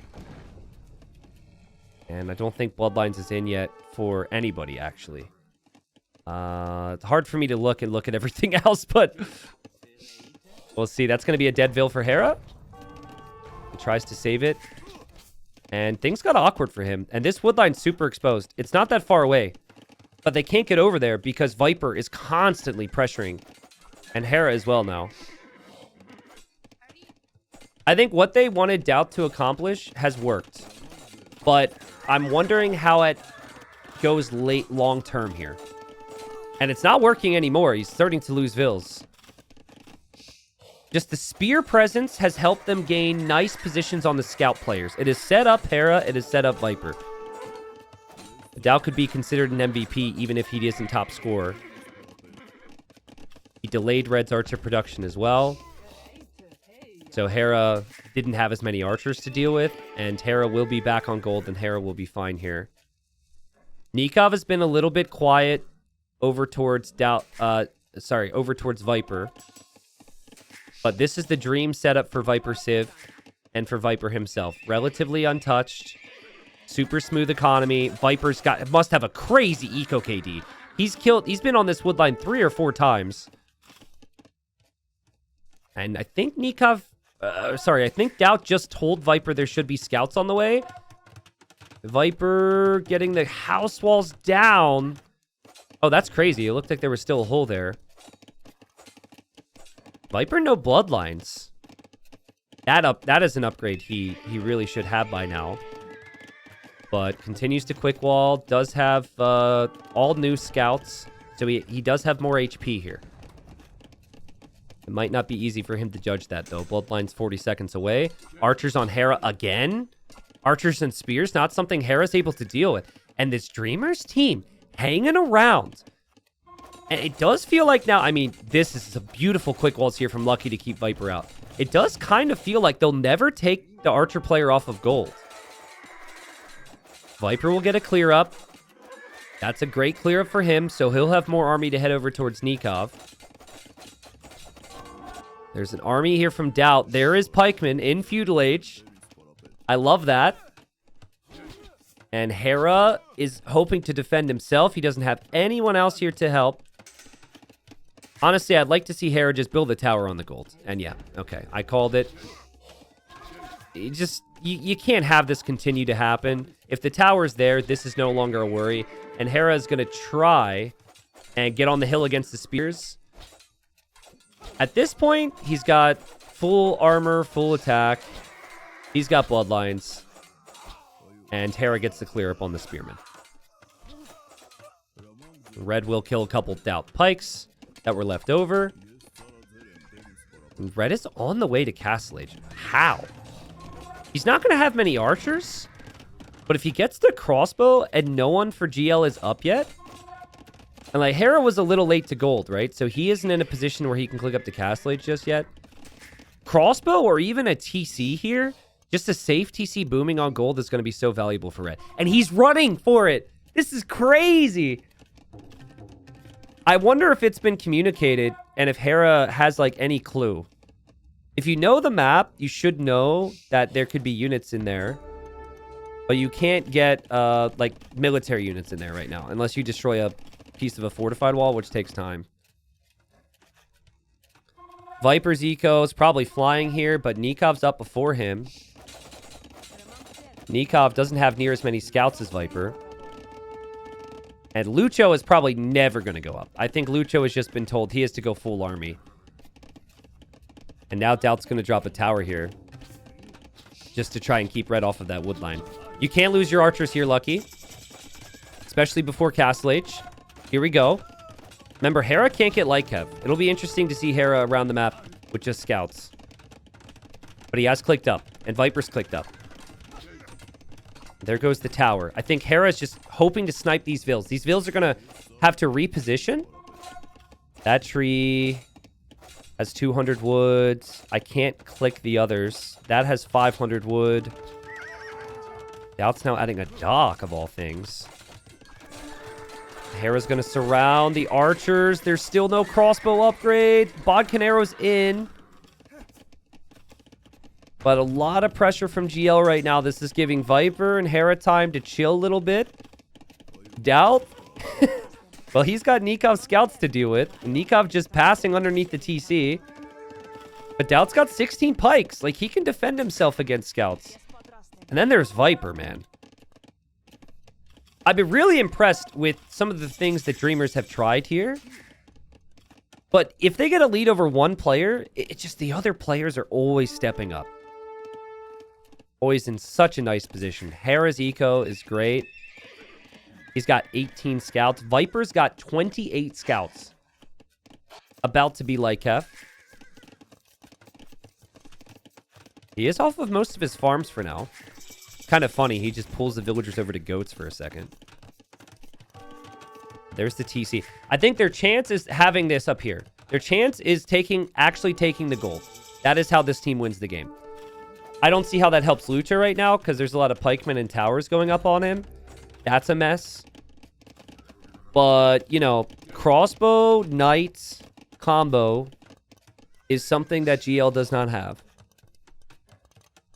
The Viper scouts will simply chase down the units from Nikov. Kill that. But Viper did have some issues at his base. Viper was the big issues, actually. All those farms were idled. Lots of idle time for him. And his army's also in the back of his team's base. Now Hera is getting hit? Hera down to 37 vills? What is happening? Crazy stuff from Dreamers. They just continue to push forward. They actually have the population lead. Viper's light cav go down. Hera doesn't have a ton of mobility. Let's not forget. With his Hiv. Oh, he will find more vills from red, though. Oh, man. That's a nice find.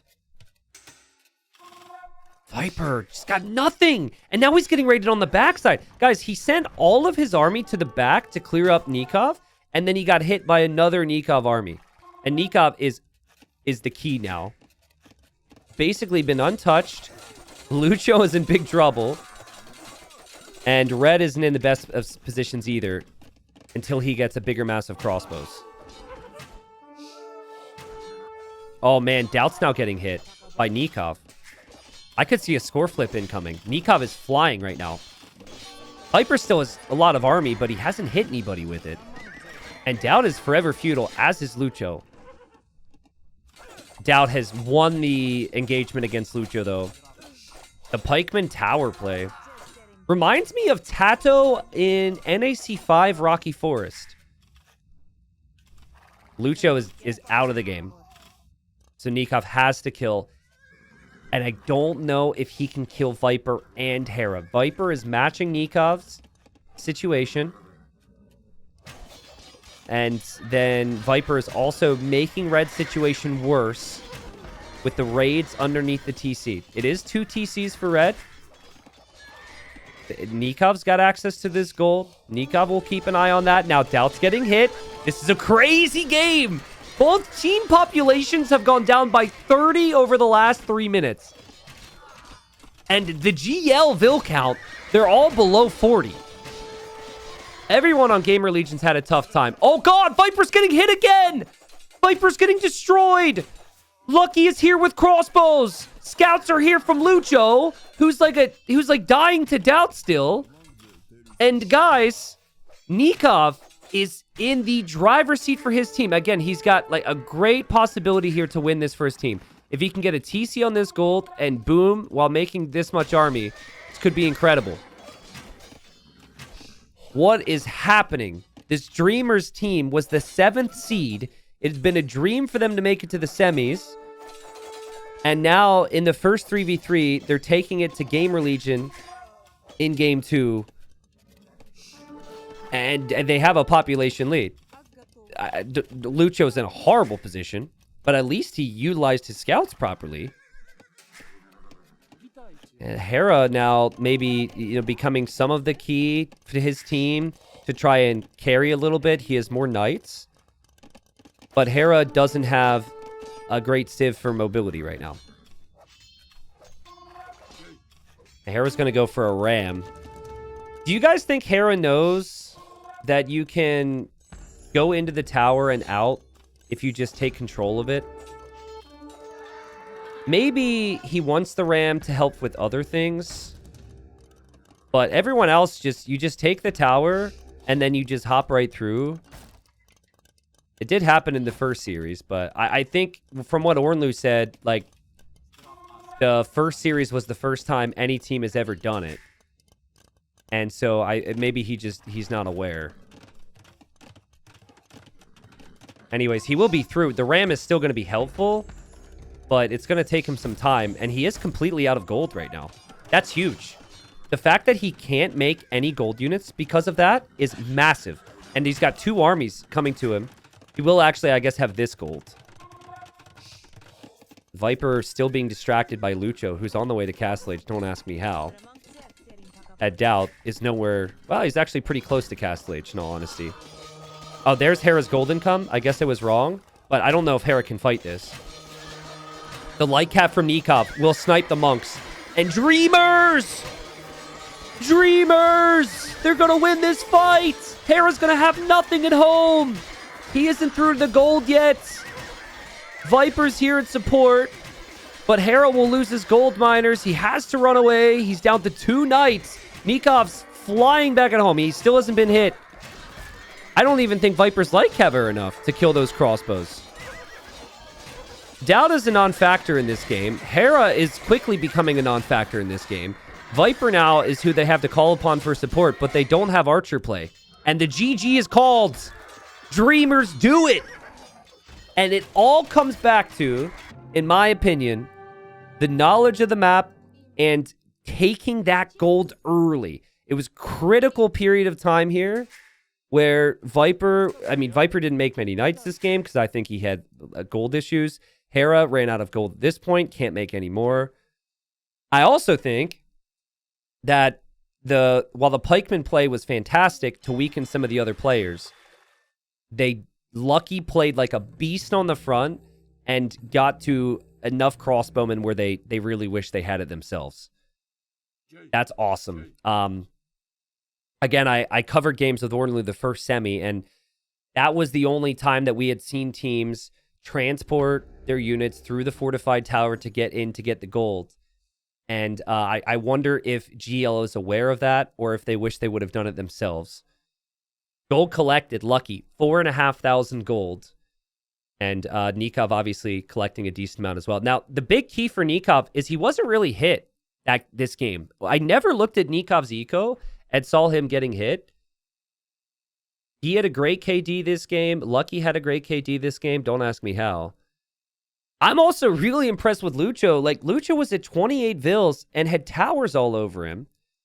And pikemen, and he actually was killing more villagers at Viper's base than Viper or Hera were doing in anyone else's base. Crazy, crazy stuff.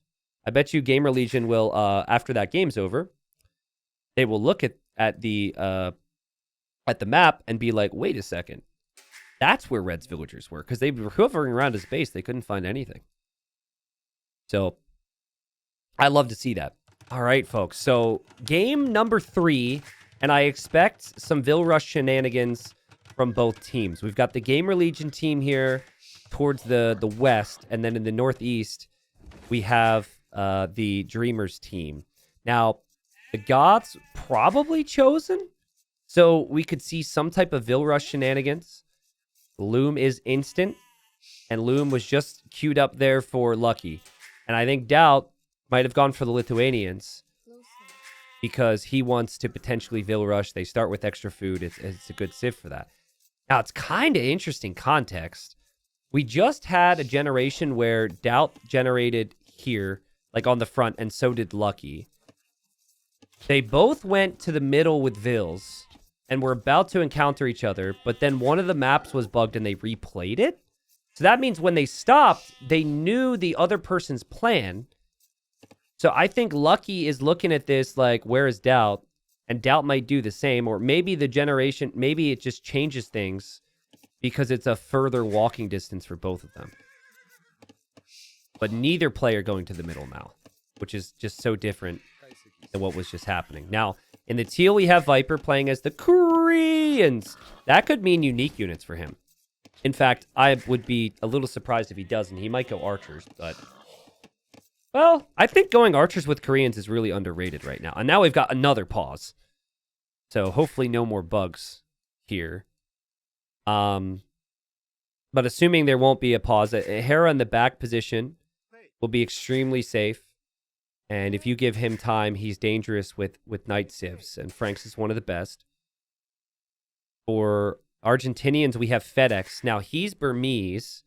This, I'm almost certain, is going to be Fast Castle, using the safe stone and building a castle to go Aram by. And then Nikov, you'll probably see him play every game. He's the best player on their team. He's in the back position. He will probably play a similar role to Hera, where he will go for like scouts into knights and camels. So they paused because admin was asking for the game ID, I guess, so they could like pass it along to casters. And I like how Nikov says, "Sec, they are asking ID," and FedEx says, "Sorry, Petito, annoying us." The poor admins. Poor admins. They're just doing their job. Poor Petito. Now, Petito's Argentinian, and I think really good friends with all of these guys, so he's probably not actually annoyed. By the way, that does not surprise me from FedEx. I don't know FedEx that well, but I played him in a 1v1 once, and then I won, and then I stopped playing, right? 3 months later, I look at my Facebook DMs, because I streamed on Facebook at the time. I never really checked my messages, and he messaged me, and he said, "Come at me, you coward. Let's go again." And I don't really know the guy that much. So since then, we've kind of, you know, bantered back and forth.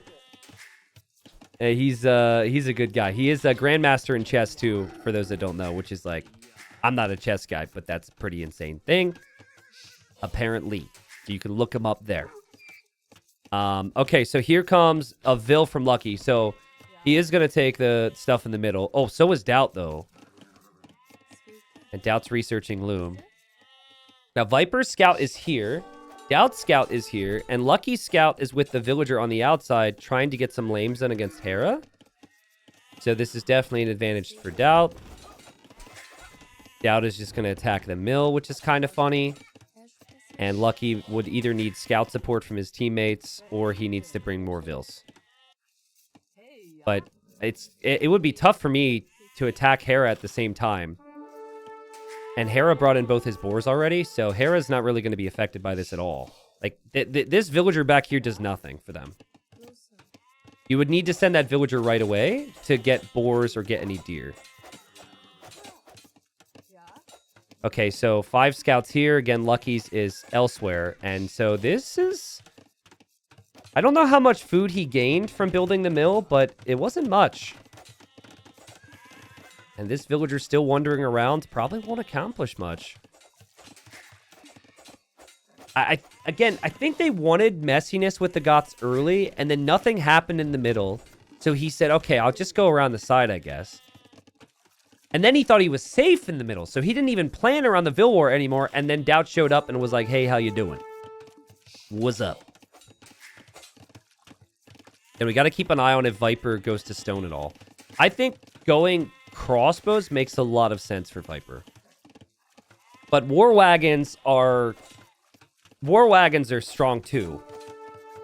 What I like about archers is you can hold so much of the map. And you could threaten FedEx's castle spot too. That way FedEx can't drop a castle forward. It would have to be defensive. So far I'm liking GL's start. It's just a wacky map though. It's kind of hard to know how this plays out. X-Dragon, what's up? Shows up, subscribes with Prime, first message on the channel, says, Ayo, first time live, been lurking YouTube for a while. Welcome. Semi-finals. Gamer Legion versus Dreamers. Dreamers the underdog. But in the only 3v3 we actually saw, which was game 2, they won. Oh, man. FedEx losing a scout there, though. That's kind of annoying.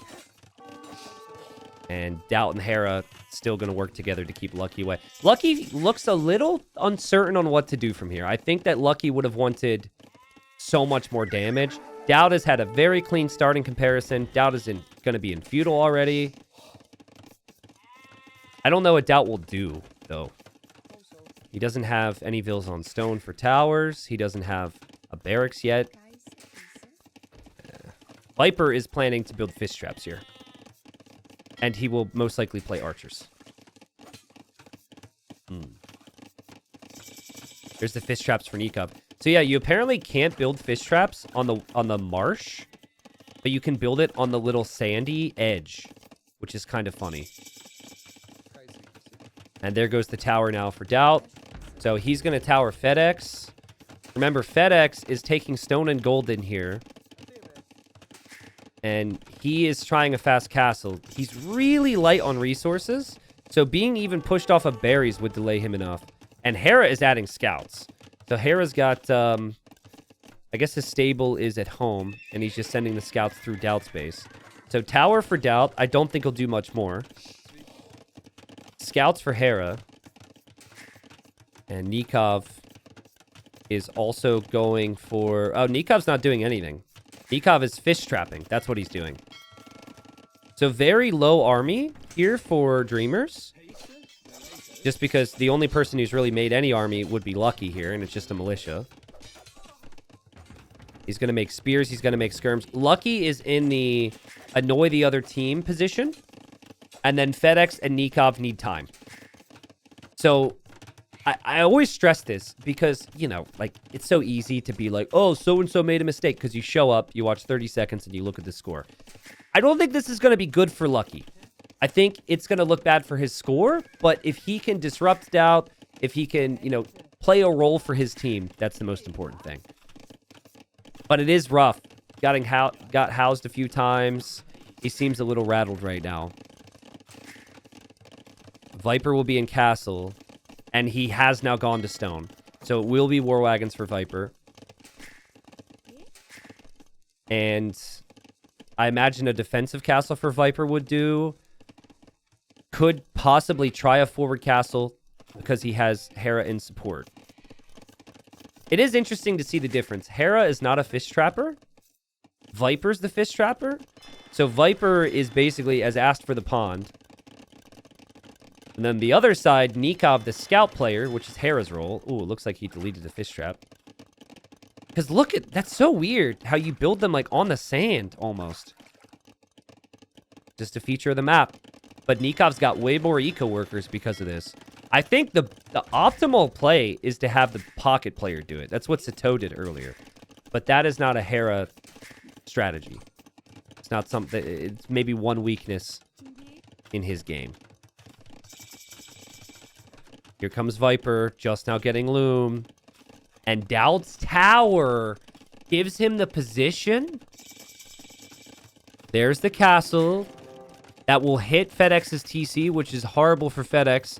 Will FedEx drop his own castle? Ah! Move, villagers! I don't know how good this is for FedEx right now. I think he needs to... Well, he needs to pray. I don't know how religious he is, but I would try prayer. His castle will go up. Well, it's fine. It's fine. He lost one vill. It's fine. Okay. Can you go petards here? It will be Arambai against War Wagons. Can you go petards? I guess they can't really afford petards to take out the other person's castle. A ram might make sense.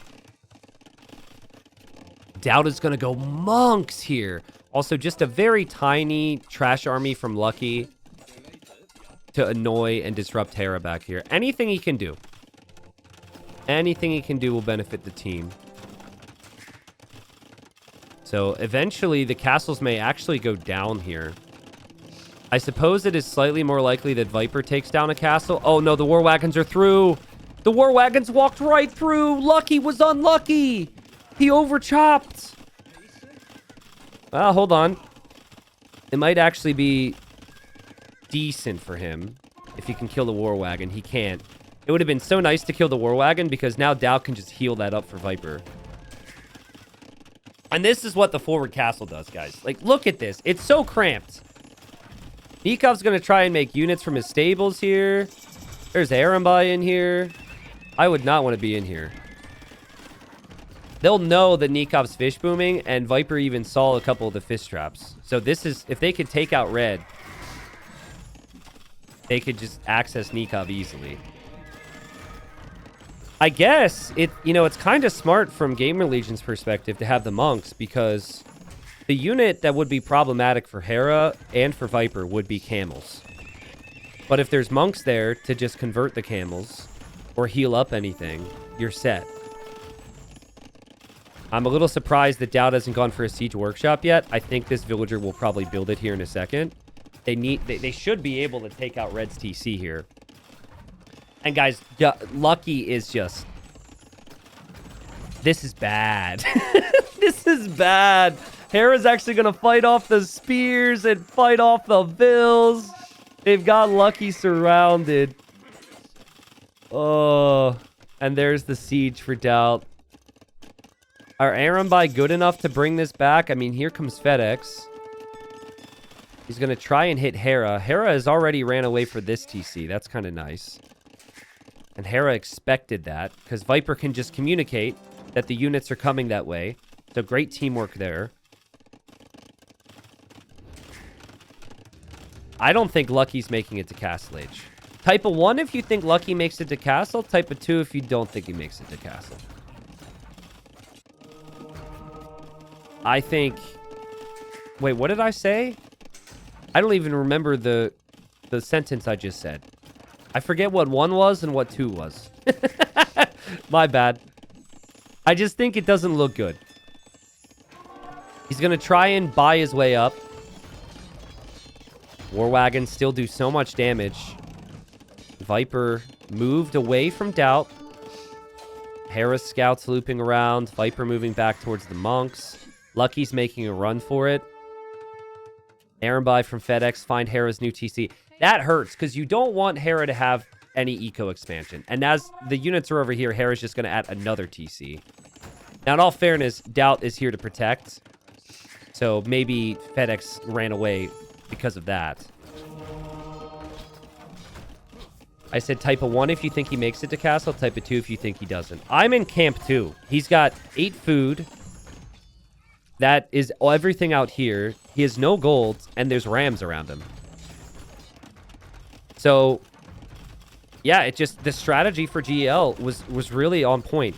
And I also think you have to credit the castle position from Viper, the tower position from Doubt initially, which maybe set it up. Great eco and map control from Hera. Lots of monks and control with that from Doubt, who just got some conversions here. Wasn't perfect monk control. He did lose some, but credit to Nikov there, who swooped in with the light calf. Look where he's making the barracks. We call this the Ferrix, the farm barracks. Or we call this the Barm.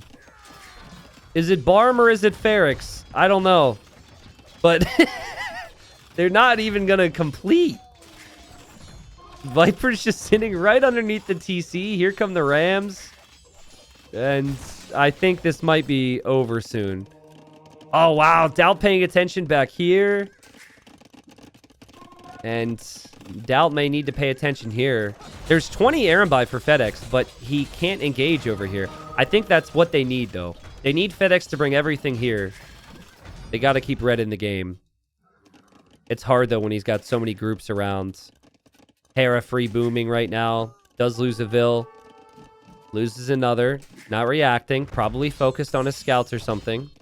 Hera. Hera. Okay, he sees it. TC's still up. But will it stay up? Populations are actually super even, too. Because Nikov is flying.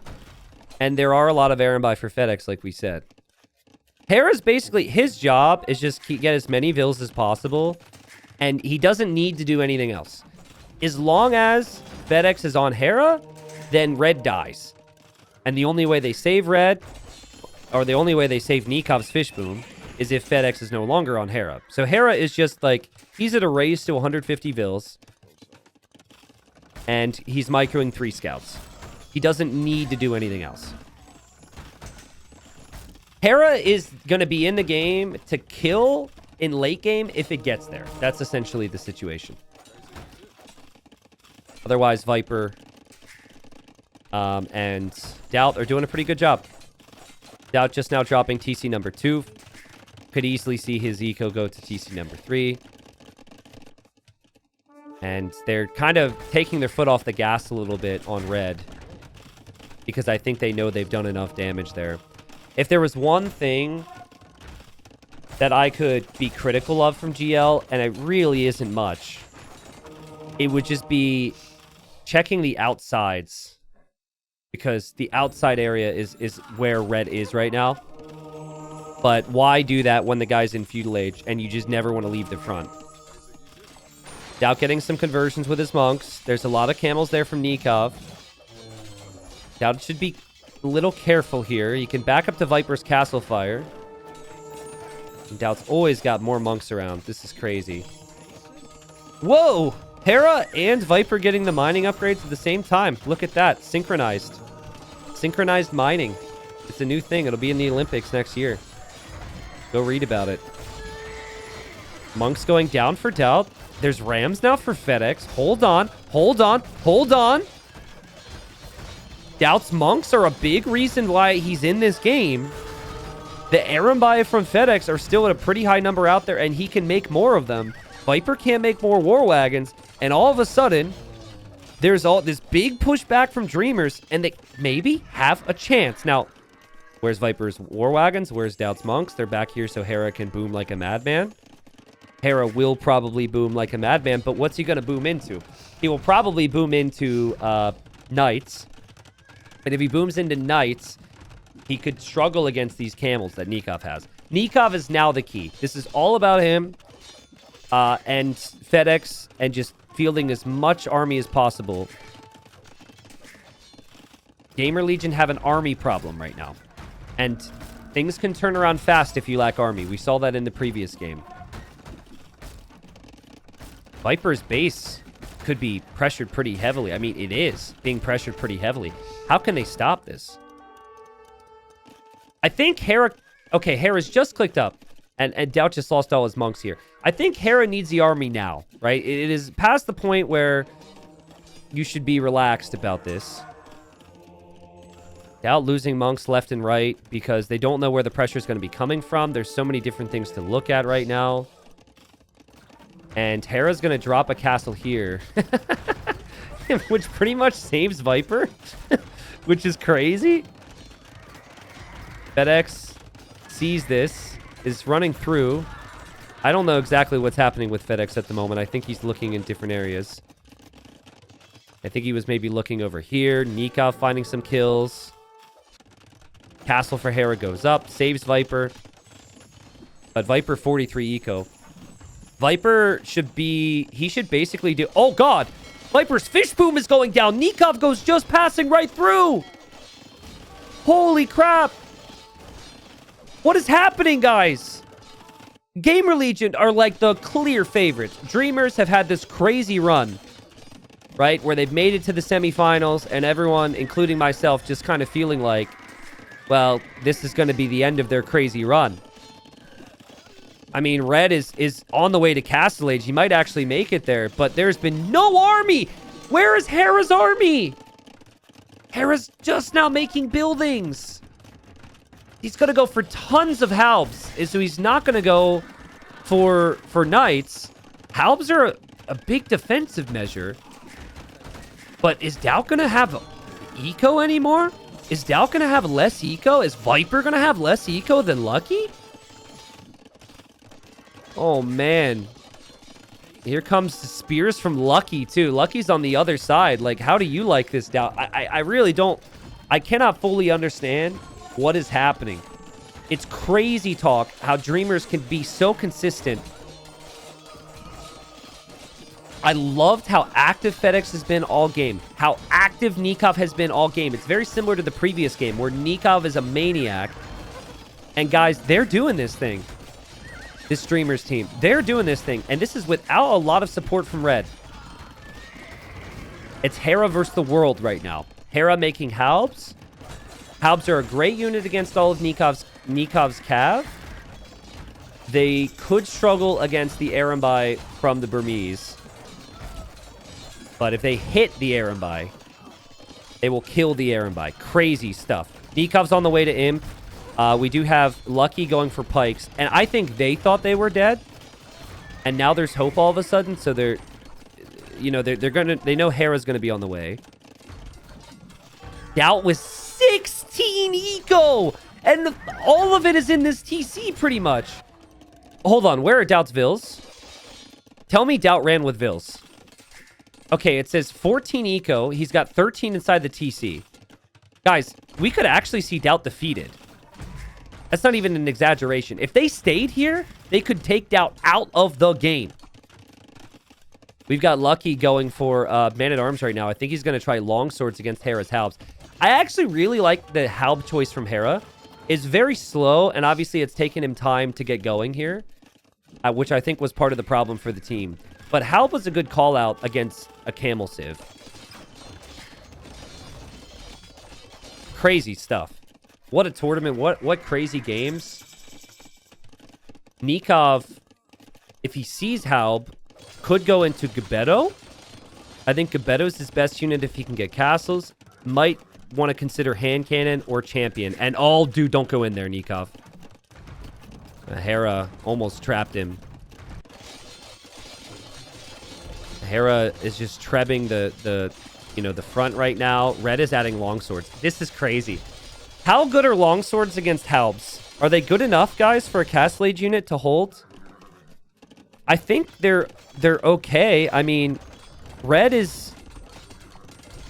just needs to contribute what he can. It doesn't need to be perfect. It can't be a losing battle. And then Arambai? And then Cavalier? And then Longswords? Gamer Legion is losing!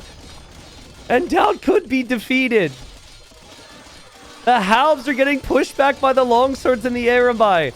Doubt's only TC is going down. Viper's defending his measly little fish boom with a turtle ship. What are we witnessing here? Amazing play from the Argentinians, and this Dreamers team just keep coming, man. And Hera's halbs aren't attacking. And I don't think it... And now halb is just not the unit. 150 vills. Have you guys ever played a team game where your teammate just boomed and by the time they showed up with army, you were dead? I think we've all been there. It's more nuanced than that. There's more factors involved, but that's what Doubt is feeling like right now. Doubt's like, can we resign? And Hera's like, oh, I'm 160 pop. That's going to change, though. The cav from Nikov. Nikov!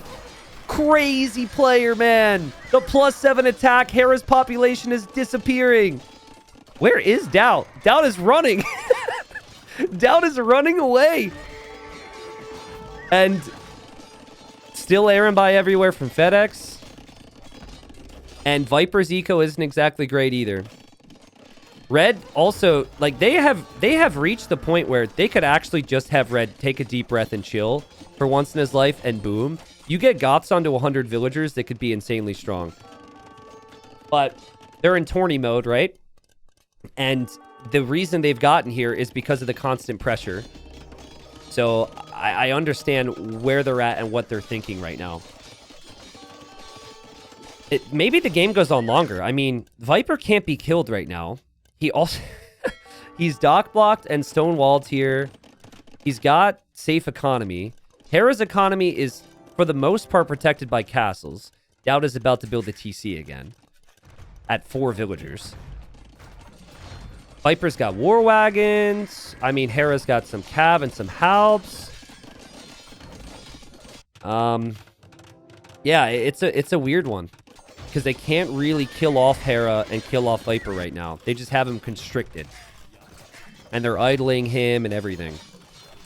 I do wonder if Hera's going to be able to breathe enough to get enough gold.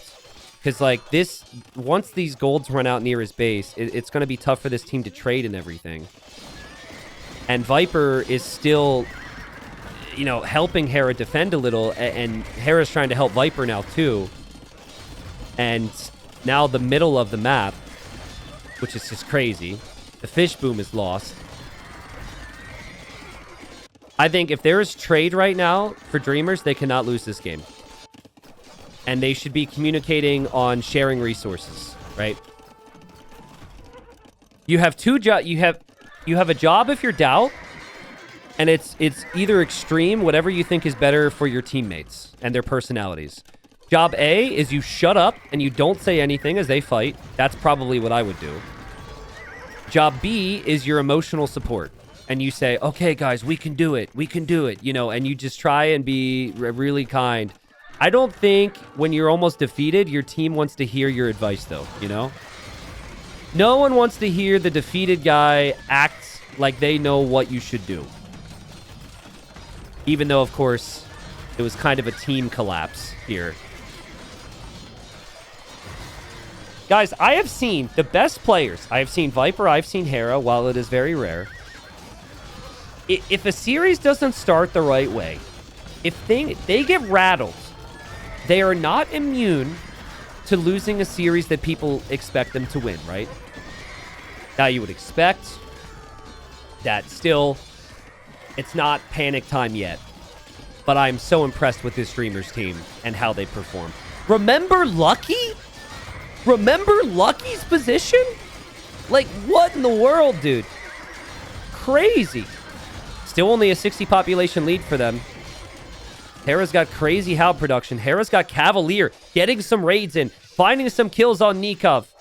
Hera, if he could get back to Red's eco as well, and Nikov, there's eco everywhere back there. They're holding.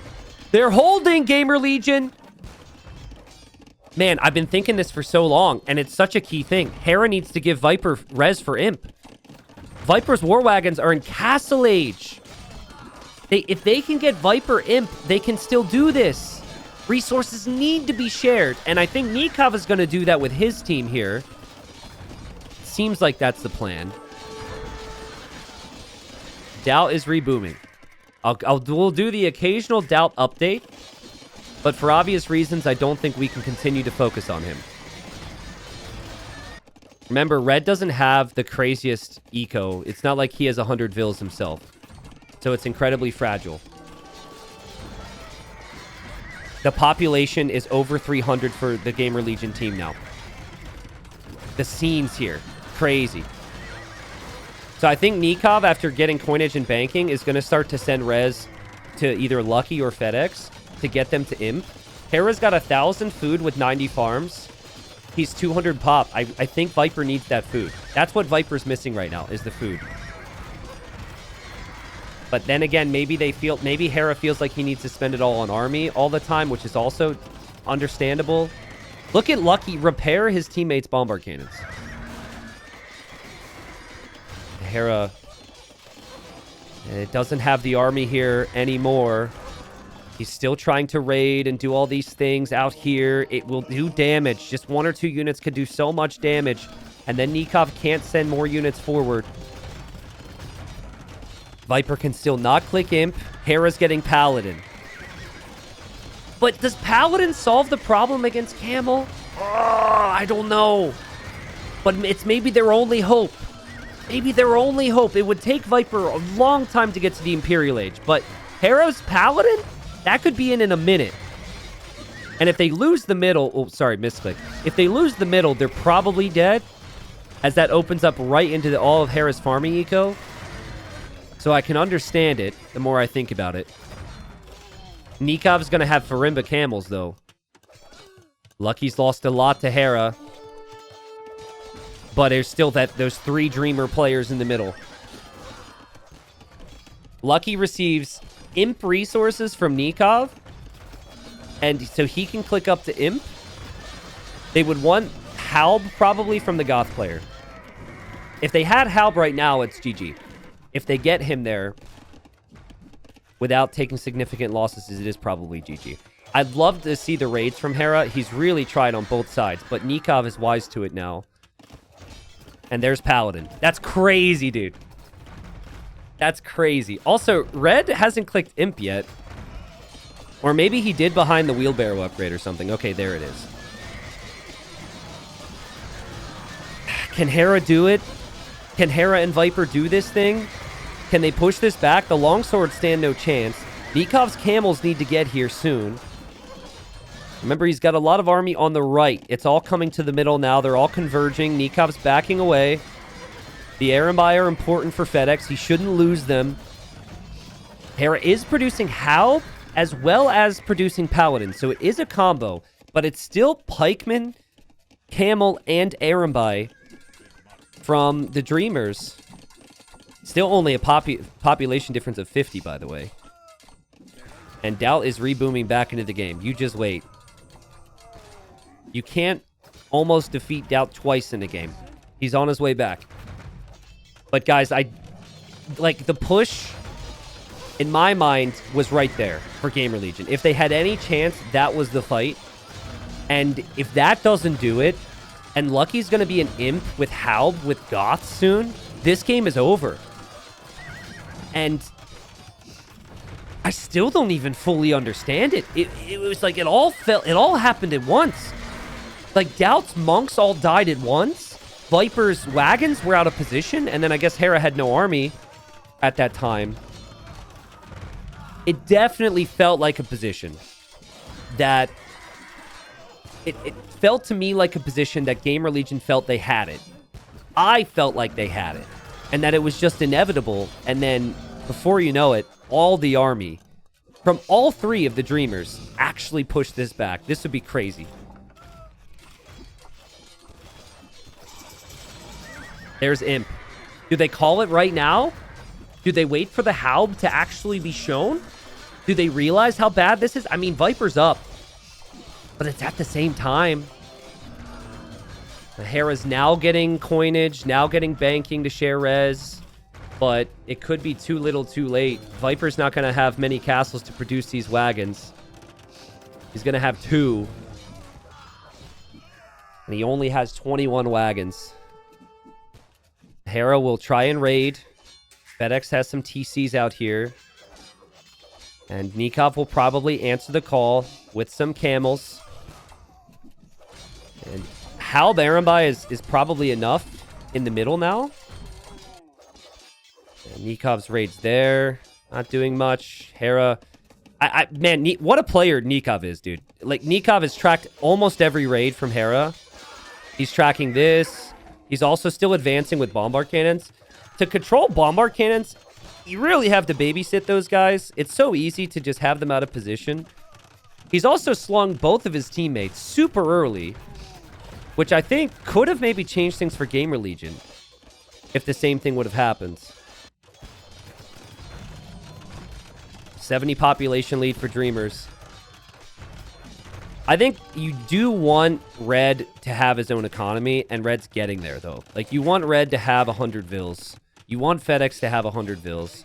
Doubt is actually catching up. That's crazy. Doubt's at 50. But the army is just not... The army's not good enough for GL. And they are losing so much ground. And Hera has tried to raid. He will continue to try it. But I think it now reaches a point where he has to defend or his whole eco's gone. And he's probably telling Viper that. They can't lose any more ground. I think Onager would not be the greatest here because there's a lot of cav out on the field that could snipe it. But you do need something extreme from here, so maybe it's something to consider. The Viper dropping towers with Koreans, even getting arrow slits now, hoping that that's enough to hold the line. But Dreamers giving us a treat of a performance right now. And they are looking to... I mean, they're so close. So close to taking this game, right? Like how Nikov dropped castles because he's getting, you know, so frustrated by the raids. Maybe a little bit of respect here given to GL. Like, I'm seeing Dreamers wait to take fights. But they don't want to overextend. I think as long as the bombard cannons are taking down a castle, you should be happy. Viper getting coinage. There's no way, right? They need FedEx and Imp. Dreamers need these Arambai to be elite Arambai. Viper has a lot of skirms. Skirms should be good against a lot of this. But how are they supposed to trade now that Hera's Eco is in ruins? There's a turtle ship from Viper attacking the Market Foundation. Markets will go up for the Dreamers as well. And the population's even because Doubt... Doubt is at 82 Vils. Guys, this has been without Doubt for 15 minutes. Without a doubt. And, oh man, Hera's got a lot of gold there. He needs that gold. That might be the only area he's taking it at this point. And the Halbs are patrolling in the wrong direction. The Halbs are not there. The Halbs are not taking the fight they want to take. The Arambai have to run. That fight's okay. Nikov needs camels here. But Hera's got Halbs. And Gamer Legion are holding this. They're actually holding this. Now, the Arambai are a problem. Let's see if they can get away. But if you lose 40 Arambai, you're not getting that back anytime soon if you're FedEx. He's only producing on one castle. Viper's walled. The trade is starting. The Arambai will probably be killed off here. And the game is going to continue. This is one of the best games I've ever seen. This game is unreal. And full panic mode for the Argentinians right now. Full panic mode. They probably can't believe it. I can't believe it. How Viper and Hera are not dead. How Doubt is back from the dead. If you have trade, you could be okay. Now, I'm noticing Nikov's got a lot of units in queue. And he doesn't exactly... Oh, God, the Erlenby are going to be trapped. Nikov doesn't exactly have the pop space to spend. I think he's overbooming right now. What a fight against those Erlenby. I think you need the Burmese player on something other than Erlenby if he doesn't have the castles. There is the Imperial Age click for FedEx. I honestly don't hate... I wouldn't hate elephants at some stage, but I think you need trade. Look at the amount on gold right now. Let's see how much gold is left on the map. Wow, 23k. That's not a lot for 6 players. So this game is going to stabilize. Did Viper add a freaking cannon galleon? Viper, that is such a Viper thing, dude. That is so not worth it right now. But that is something that could be worth it later on to add Navy. Red has 100 Vils now, which Red didn't have before. They need Nikov primarily on Camel, because Camel is their best answer to Skirm, and it's their best answer to Wagons, and it's their best answer, yeah, to Paladins. Camels are just insane. Big fight. Gamer Legion has the population lead right now, by the way. Doubt is not showing himself with army yet. Or any of his pop, really. That's a crazy fight. Can Hera make more Paladins after he loses that many? Can he afford those losses? Viper's making primarily Skirm. God, I hate to show some bias here, but Nikov, delete some Vils, dude. Delete some Vils. He's got 70 units in queue. You just have to delete Lumberjacks here. Free up pop space for the important things. 169 eco. He's got 30 military population space, which isn't great. If they can get... Wow, now Viper and Hera are actually advancing here. And it seems like Dreamers realizes this. They're dropping some docks as well. If maybe, if they could get Doubt on the Paladin, in a normal circumstance, that would be good. But Paladin would also be an issue against Camels. For now, Doubt needs to get Elite Skirm. And FedEx is like, oh, okay, haven't seen this guy in a while. Guys, what is this game? If you're watching this right now, I hope you feel privileged. We don't have as many team game tournaments as I'd like in our community, but this is up there with one of the best games that I've ever seen. This is special. And it's been special from both teams for different reasons. Amazing comeback from Dreamers to get it to this position, but now the best, at least that's what we consider them, the Hera, Viper, and Doubt, are finding a way to hold on. And I just wonder if maybe, because they push so far into their base, I wonder if the pressure is starting to get to Dreamers a little bit. I could see that being the case. Now, I like how the Goth player is going to make Huskarls, because there's a lot of skirms from Doubt, and there's a lot of skirms from Viper. Huskarl is really good. And I like the pressure they're starting to mount here. And castles everywhere from Nikov. Nikov's going to have like 10 castles by the time this ends over. But Nikov needs less Vils. He's still producing Vils. And he's still producing trade. So he just... It's a complete overboom. And it's because, as a player, you think, make more Vils. Make more army. Attack.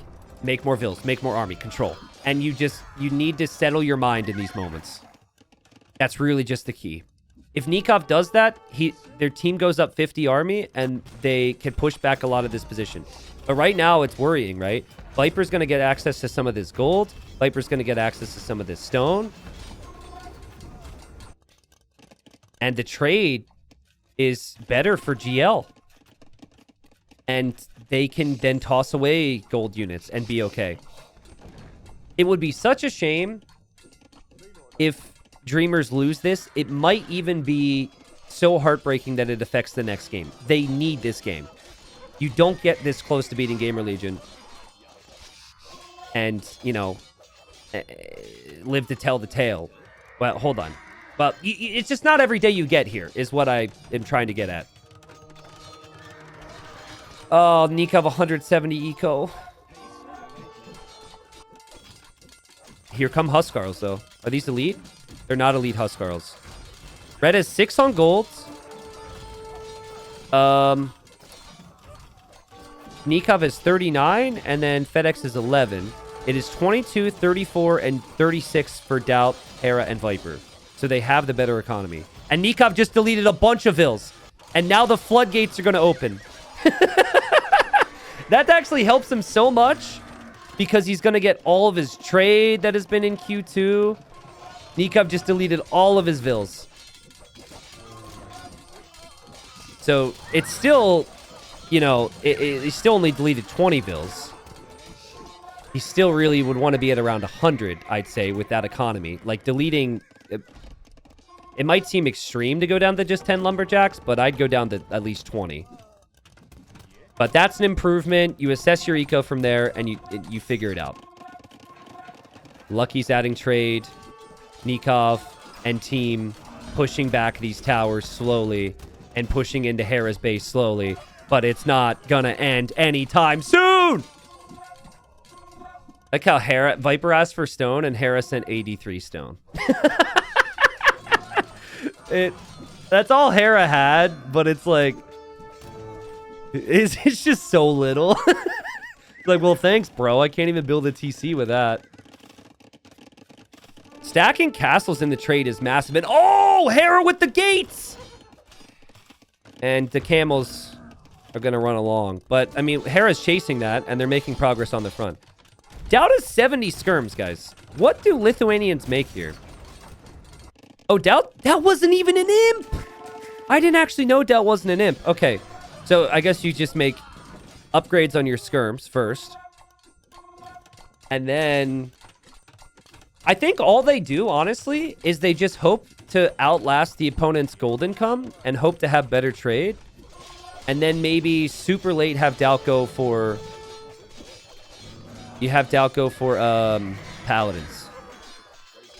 If it's one paladin player versus a lot of camels, it could be a problem. But if it's 2 paladin players versus a lot of camels, it's not a problem. FedEx, as the score flips... Guys, FedEx doesn't have army of any real value. He's trying to go pikes. So the skirms is great against that. Nikov's got 100+ units in queue, but his teammates are the ones who are struggling to get the numbers. GL's going to win this game. GL's going to win this game. Nikov played so well to prop up his team. It's hard to be critical of him. I don't know if it even would change. Like, if he deleted 30 vills right now, I don't know. Would it change? I'd like to see a lot of these units come out of these stables. Look at that. Maybe could use more stables. He has them all over the map. GL is into the trade. They're killing the precious gold income. The skirms are doing it from Doubt. He's getting his upgrades. And Hera is holding with paladins. And that's all he should make from now. Is just straight paladin. Crazy, crazy, crazy stuff. Now, Nikov could still pass along resources to FedEx to get FedEx set up. And Goths are a really tough civ to kill off if you have an army primarily as skirmishers. So, you know, you do have that. Goths could, in theory, hold the left on their own. Goths could also maybe support with lots of spam. But I'm starting to see gunpowder from Viper, which we didn't have as much of from him in the past because he didn't have the gold. And the signs are here that Dreamers could start to lose positions on the map. It's like they had the knife at their throat, and then GL, with their superhuman strength, came back. And they seem to have a rhythm now, right? They seem to have an understanding of how this could go. It is really even with the population. Dreamers still got more. And Nikov's got... Is that 44 trade cards in queue right now? Oh my god! He's got 44 trade cards in queue. Okay, well, Nikov's not going down anytime soon. That gold should go to FedEx. But FedEx also, everybody is getting close to pop cap. And everyone's got decent trade now, actually. And look at the holds from Lucky. Viper's hand cannons aren't doing it. Viper's losing his towers. Viper's little cannon galleon cheekiness isn't doing it. I think, guys, FedEx hasn't been capped at all. FedEx hasn't even had the Halb upgrade, right? So FedEx has been so insignificant the last 15 minutes. If they get FedEx on Halb, at least, I mean, that's the minimum at this point. It's just giving them the resources for that upgrade. And then if they get Burmese late game, where you can go elephants, they're in the better spot. I also would like to see stone walls. I'd like to see castles in the trade. I'd like to see all of that. GL did a lot of that. FedEx into the map trade. Sorry, I'm getting tired against or with the Arambai. Okay. Now it's just full trash, full trade, bank gold, and send gold to Viper. I would like to see Viper go Siege Onager. Oh, FedEx didn't even research any attack upgrades. Now he's getting Halb. He doesn't even have forging. Okay, well, that's not good, but that's also... The positive is it could get better for them. This is not good, though. Nikov needs an answer for this. Let's see how the Huskarls do. They're not elite Huskarl either! No! You need elites! Guys, if they get elite Huskarl, attack upgrades on FedEx's Halbs, solidify their trade, they can still do this. I think they've forgotten at this point. The hand cannons have shredded, dude. They killed 50 units. I think they will still die. But holy cow. And now Hera and Doubt are pushing because of Viper's attention he's attracting over here. Viper now pressing the castle with bombard cannons, dropping towers, using cannon galleons again. This is where the trade is. You can't lose this area and hold on in this game. And here they come, trying to put a stop to this. That castle could fall. Hera's here with paladins as well. Meanwhile, they have to defend from Hera and Doubt on this side. And Doubt just continues to make trash units. And then he will send resources to his teammates. The Arambai from FedEx will die. They're just Castle Age Arambai, though. They don't have the firepower. All of his army is missing the firepower. But as long as they keep the castle up, he doesn't care. And they'll snipe the bombard cannon. Almost. And almost the cannon galleon to keep the castle up. Guys, they simply, they aren't quite at the point where they're floating resources to notice these things.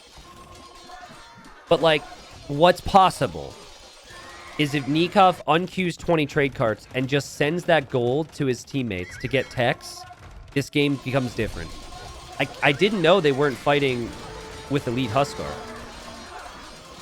Elite Huskar gives you a stat increase in attack and HP. And that would help. I didn't know that, there's no blacksmith upgrades for FedEx, who I think is going to actually mass Galleon here.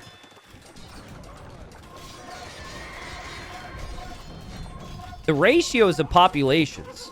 So you look at Hera, for example. Hera's got 73 trade and 88 vills. He's got so much eco.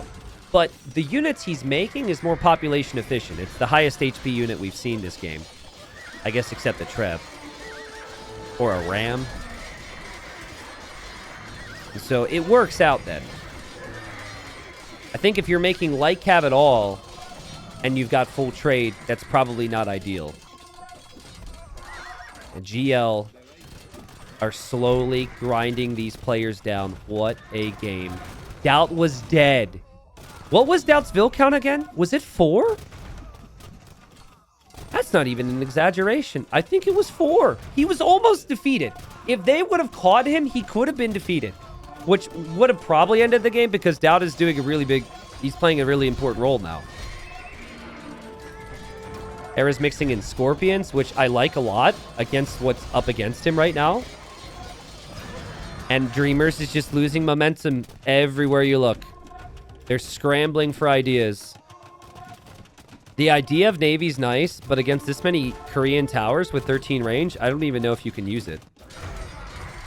There's no pressure on GL's trade.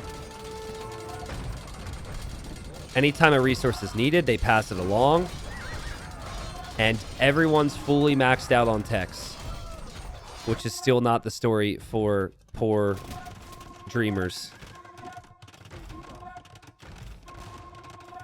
I think Heated Shot is a great tech. Like, your towers do more damage against ships, so it makes sense for Viper to get that. Even getting Treadmill Crane to build the towers faster.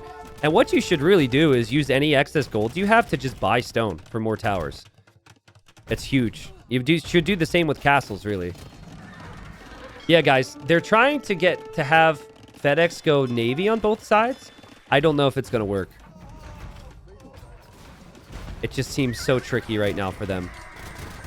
Look at the cost to have to get in close to kill the bombard cannons. Viper's in his dream position. Maybe one last fight in Dreamers, as crazy as it sounds.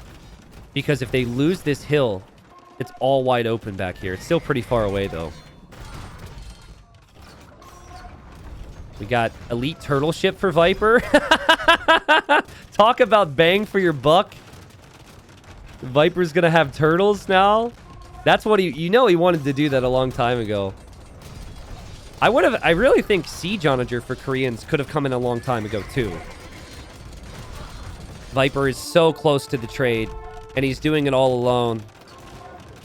And poor FedEx is probably like, guys, I need help, and they can't help. Because then they're going to lose the other side. The Huskarls go in. Massive battle here. Hera didn't really have his Paladins in front of his Scorpions, so that was not ideal. They're also not fighting half the time. It looks like Dreamers will push this back. Or at least take a fight that keeps them in it for now. Viper is creeping in, or shall we say slithering in, though.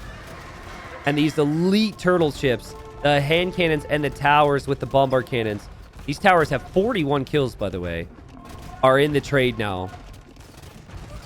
Poor Nikov, 173 eco. But he's going to lose a lot now. And he's going to suddenly have a lot more gold. Actually, he doesn't have that much trade in queue anymore. I think that it's just an incredible comeback from GL. How did GL win this game when Dow was almost defeated and they lost so much of their base? They lost 80% of the map. Just a crazy win from Hera and Viper. And, Dowd as well, who's contributed massively since he came back. I mean, at certain times, it just felt like it was only Nikov for Dreamers. And now the trade is getting hit. And the villagers will die. The wood control is also going to be lost. I think FedEx wasn't sure what to do. I think Red never quite had enough eco to stay on his own, to be on his own. And they were always so busy. They were so busy, so focused, they couldn't quite get those tiny details right. And that's what it comes down to, right? It's just how crazy the game was. Look at this tower wall from Viper. I feel like we're in a community game right now. This doesn't feel like a pro tournament. But now, like, if you're going to trade, you just get crap value. You don't get a lot of gold per trip anymore. So that is usually game ending. GL can even move their markets back as they've slowly chopped through these wood lines. There should be no gold or very little gold for Dreamers, and full gold available for Gamer Legion. Onager from FedEx was a nice idea a while ago. You can't kill the turtle ships. You can't kill these towers combined. The turtles have 42 kills. Viper's KD is going to be really juicy because it feels like they haven't been able to kill him on this side for a long time now. And the GG's called! called. Doubt was down to 4 villagers. What a game. It's felt inevitable for a while. But how did they do that, man? I mean, I think maybe some of the reasons that they fell behind in the first place was also some of the reasons that they were able to come back, right? Hera was very eco-heavy for a lot of this game. Viper, he focused a lot on like walling and fortifying the sides and booming. And then in the blink of an eye, Doubt was dead, right? In the blink of an eye, they lost everything. What a push from Dreamers. But because they had that focus and because they had the setup, well, they didn't have the setup for very long, at that point, but, because they still had so much eco to rely on themselves, they were able to hang on. And that's just gut wrenching, right? I cannot really, I don't want to come off too critical for Dreamers because of how hard they had to work and how they probably would have killed any other team in the world. But I do have to look back at like the population issues and the lack of upgrades. For Nikov, the thing we talked about was, and he had an amazing game, guys. He has highest score out of anyone in this game. He completely dominated and carried this one for so long. But yeah, I'd say from his perspective, he needed more army on the field because he had, at one point only 30 army population and lots of resources banked. Lucky and FedEx really struggled with upgrades at a critical time in later stages. But even then, the fact that Hera Viper survived and came back from that was just crazy. I want to look through some of these stats a little bit more than I would normally do. Here's the KD.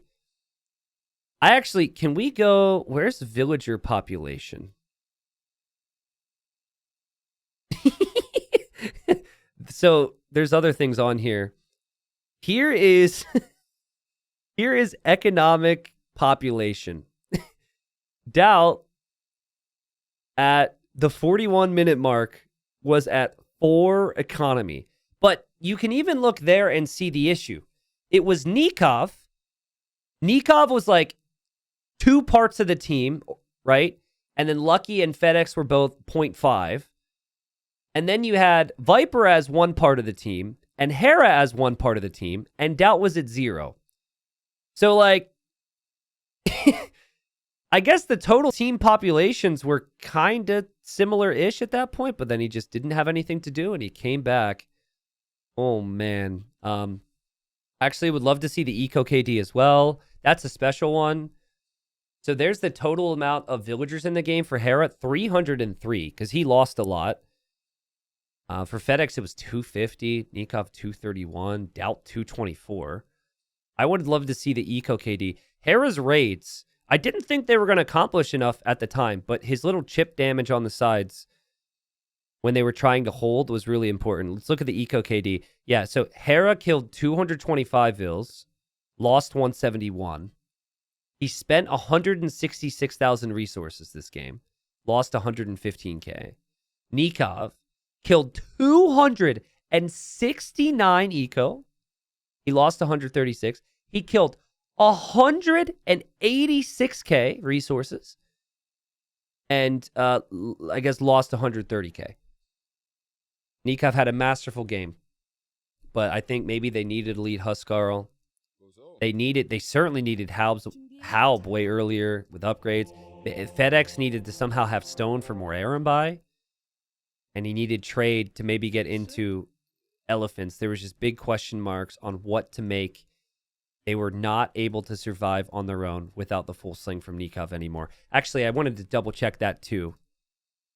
How many resources were actually sent? Hera sent a lot as well. Everyone was passing resources along. Nikov didn't actually send that much. Yeah, so honestly, guys, with how much Nikov had in queue, he probably could have sent over 10K res to FedEx and to Lucky. Because there were points in this game where, let's just go like, I don't know, here? No, of course I picked the wrong spot. I don't know, maybe here? Yeah, like 100 units in queue in unit military and then 15 trade carts. So maybe there is where he could send resources for some of those upgrades. But I feel like at that point, it felt like GL was already comfortable. Anyways, folks, I bet that Lucky might not make it to Castle Age. And instead, Doubt almost got defeated, and the game went on for an hour and a half. There might be a bit of a break, but that was a special game. I hope you guys enjoyed that. Holy crap.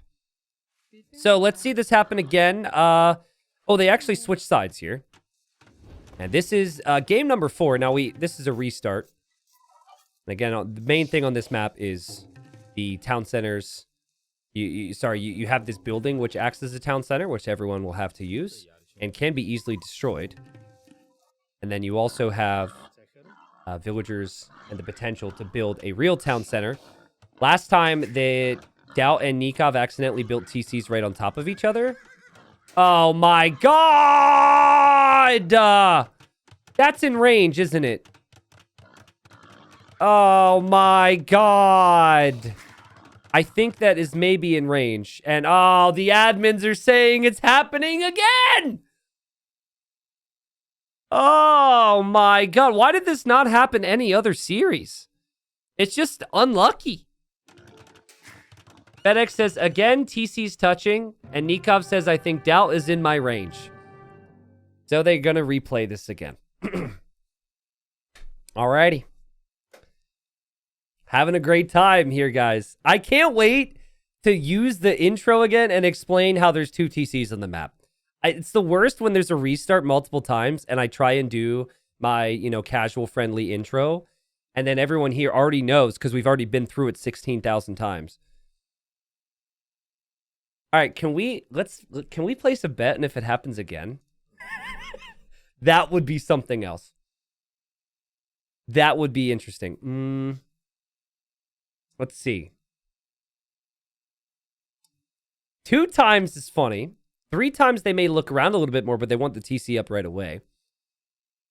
Let's make things interesting. I don't think it'll happen a 3rd time because I'm stupid. I will gift 25 subs to the stream if it happens again. Okay? Why a restart? Just joined. Because they built their TCs in range of each other. And that is not allowed. But they didn't know, Doubt didn't know Nikov's TC was there when he placed it. Whatever else. Noob Slayer says, dude, you are rich. Make it 50. Beggars can't be choosers, Noob Slayer. Non-sub says, actually, the odds of me getting a sub here with 25 gifted with this many viewers, not so good. But if I can call this guy out, I can get him to give 50. Already gifted over 4,000 subs to my own channel, bro. Come on. Don't want to brag or anything. I'm just that much of a loser. I have to... That's actually how I have followers, is I paid everybody off. But yeah, 25's reasonable. I think that's a reasonable... I could have done 10. So yeah. Why isn't it allowed? It's not allowed because, most Nomad starts do not allow it. Because the best play, if you're in range of someone else's TC, is to shoot the other person's TC. So it just becomes a TC war if it's allowed. I hope that made sense. But they have a second TC here. Guys, I'm not mom and dad, and you get to ask mom and dad why for the rules, okay? The admin said, because I said so, and that's the situation, and hopefully it doesn't happen again, because then I have to gift subs. Here we go. All right, so this is the 3rd time we're trying this map. I have to gift subs if these players build TCs in range of each other. Oh, God. It's gonna happen again! It makes so much sense for it to happen again. Doubt's gonna TC here, and Nikov is gonna TC the woodline here. No! No! Don't build it down! Don't build it! Don't build it! No! Oh my god! This series will never end! Well, how has this never happened before? And now in the semifinal, 3 times in a row. Oh, this is so funny, actually. And Nico Nico. Nikos is down 11. Lucky's laughing. FedEx is go back. Oh my God. This is just unbelievable. Now, listen, in defense of the players, they're going to the best possible TC spot for them, right? And they don't have scouting intel on everything. You can't just wait around. You got to get your TC up fast. So it's just the map generations are splitting it up with the weird wood lines. Whatever those excess trees are, it's really only giving them 1 or 2 possible spots, and those spots are usually right on top of the other. Okay, well, now I'm going to give 25 subs to the stream. Thank God I didn't give in to peer pressure and say 50. I didn't actually think it happened a third time. Okay, so the way this works, if you don't have a sub, is this is random, so get mad at Twitch, not me, but I will give 25 subs, and hopefully, if you don't have one, you could get one. It's telling me... Twitch is telling me my sub anniversary is in 22 days. It says, enjoy free lifetime subs on your own channel. You've been a subscriber for 96 months. Ooh, my sub anniversary is in 22 days. That's actually my partner anniversary, October 22nd. Okay, I'm stalling. Let me gift 25 subs.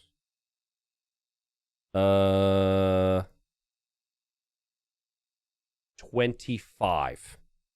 All right, get your dodges in chat. I was wrong, by the way. I have not gifted 4,000 subs to my own channel. I got the numbers wrong. That's just what I told the IRS. There we go. There's 25 gifted subs. There you go. And hopefully you got one. If you didn't get one, don't give 26 and make me look like I'm a cheapskate. I'm going to gift more. Hold on. As you're gifted 26 subs to troll me, make me look bad, but also be very kind. Thank you. I'm going to give 5 more, so I'm still above him. And, all right. There we go. Thank you. Also, because of September, we got more gift subs flying in from Twitch. So if you didn't get one, don't buy a lottery ticket today. Now, Lord Rochester's gifting 31. Looks like we got ourselves a sub battle, people. We got ourselves a sub battle. All right. All right, 5 more. They haven't launched the next game yet, so I don't know if they're discussing this or what, but we're just sub battling. Thank you, everybody. Thank you. You guys are crazy trolls. That is funny, though, man. That's funny. Just please, like, let's just have the game play out. First time subscribed. Well, congratulations. Congratulations, Grow. What? 69 subs? I don't want to compete with that.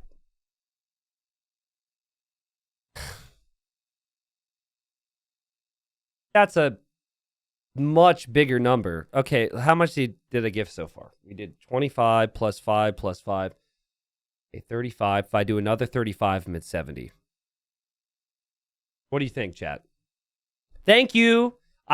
Once I'm done being angry at you for beating me, I will thank you a lot more. But thank you. All right, let's.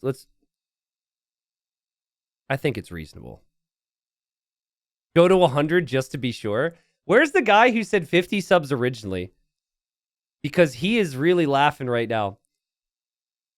Guys, this is too much. Thank you. I'm going to do it because if someone else did it, I can give some more to my own stream. You guys have been awesome today. We're going to do 35 gifted. All right. This is more than I've gifted in a stream in a long time, which puts me. Is that at 101 gifted subs?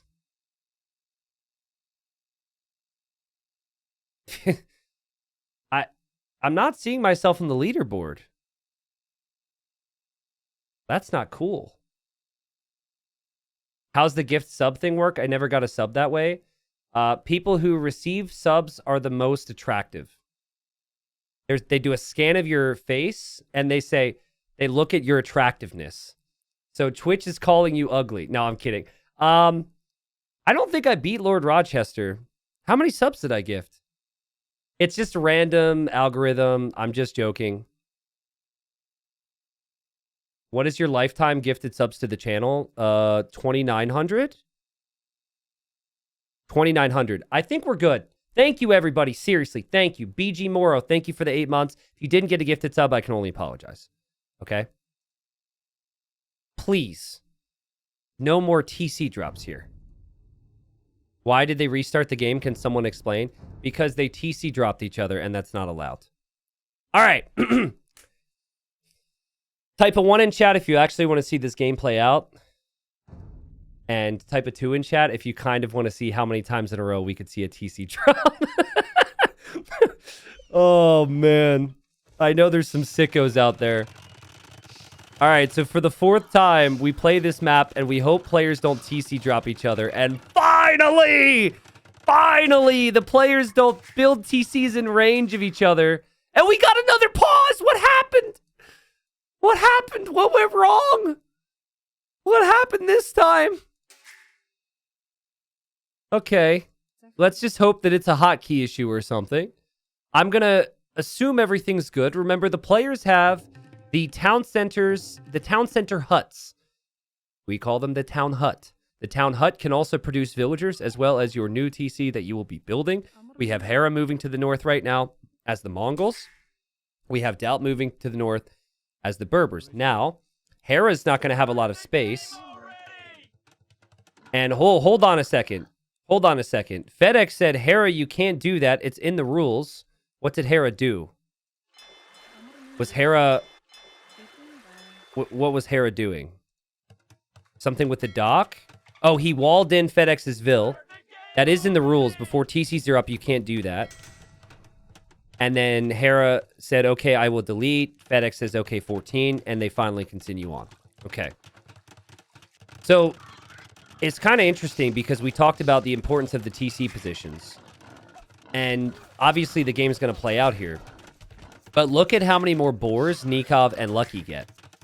They have so many more boars because Doubt isn't as close to the middle. And now Nikov is going to come this way. And Nikov says, thank you very much. This is like gifted subs in my chat a moment ago. Right?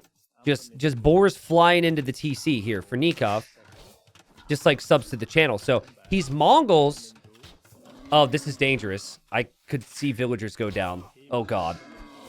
He's Mongols. He gets the, the extra hunt bonus. This is obviously a dream for him. But I think the key for Doubt is that he gets as many as possible. Because Hera is going to want all this meat. There is a big boar shortage for Doubt and for Hera in comparison. So Doubt also could lose a villager here. And he's really lucky not to lose one. So that's what's happening in the north. We do have 2 players from each team in the north. We have Lucky and we have Nikov for the Dreamers. And then we have Gamer Legion with Doubt and with Hera. Both players here could possibly drop a castle, honestly, because Berbers and Mongols are great for that. Whereas I think for Nikov, it'll probably just be him going for a castle. Down here towards the south, I hear attacking. Oh, Hera's villager got walled in, but I think she must have killed a Vil. Let me look at the KD real quick. Military. No, Hera's villager just got walled in then, which is kind of rough. But Tato is going to go win water for his team with Dravidians. And I think FedEx is going to try the same here with the Portuguese. Everyone started with 2 fishing ships. And they all built docks, but only 1 player on each team is going to actually fight for water control here. Yeah, and meanwhile, it's just boars. I mean, there's still plenty of boars. There's still a lot of meat up here for Doubt and for Hera. But it's not as many. I mean, Doubt got a ton, actually. A lot more than I would have expected, but it's not as many as the others have available. So I expect a castle drop, and I expect things to be crazy. And thank you for watching, guys. All right? Thanks for watching. This should be crazy. My thing is, Lucky played amazing with the Grajaras last time, and he went Shravamshas and Camels. That's the key difference, is he is not going to drop a castle, and I think we might see a castle drop from Hera and also from Doubt. Nikov is kind of walled in Doubt. And what's stronger, 4 villagers with boxing gloves or 2 villagers with hammers? Looks like it's a pretty even fight. But it's obviously better for Nikov because he doesn't have as many villagers idled.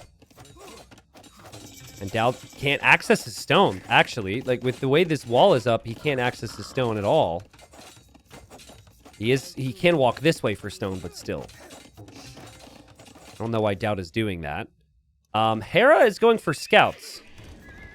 So that changes my mind on what we thought. I thought maybe he would go for a castle too, but he is going for a stable to go for scouts. And there's his stable now. And then we have fire galleys from Tato, and then we got fire galleys from FedEx.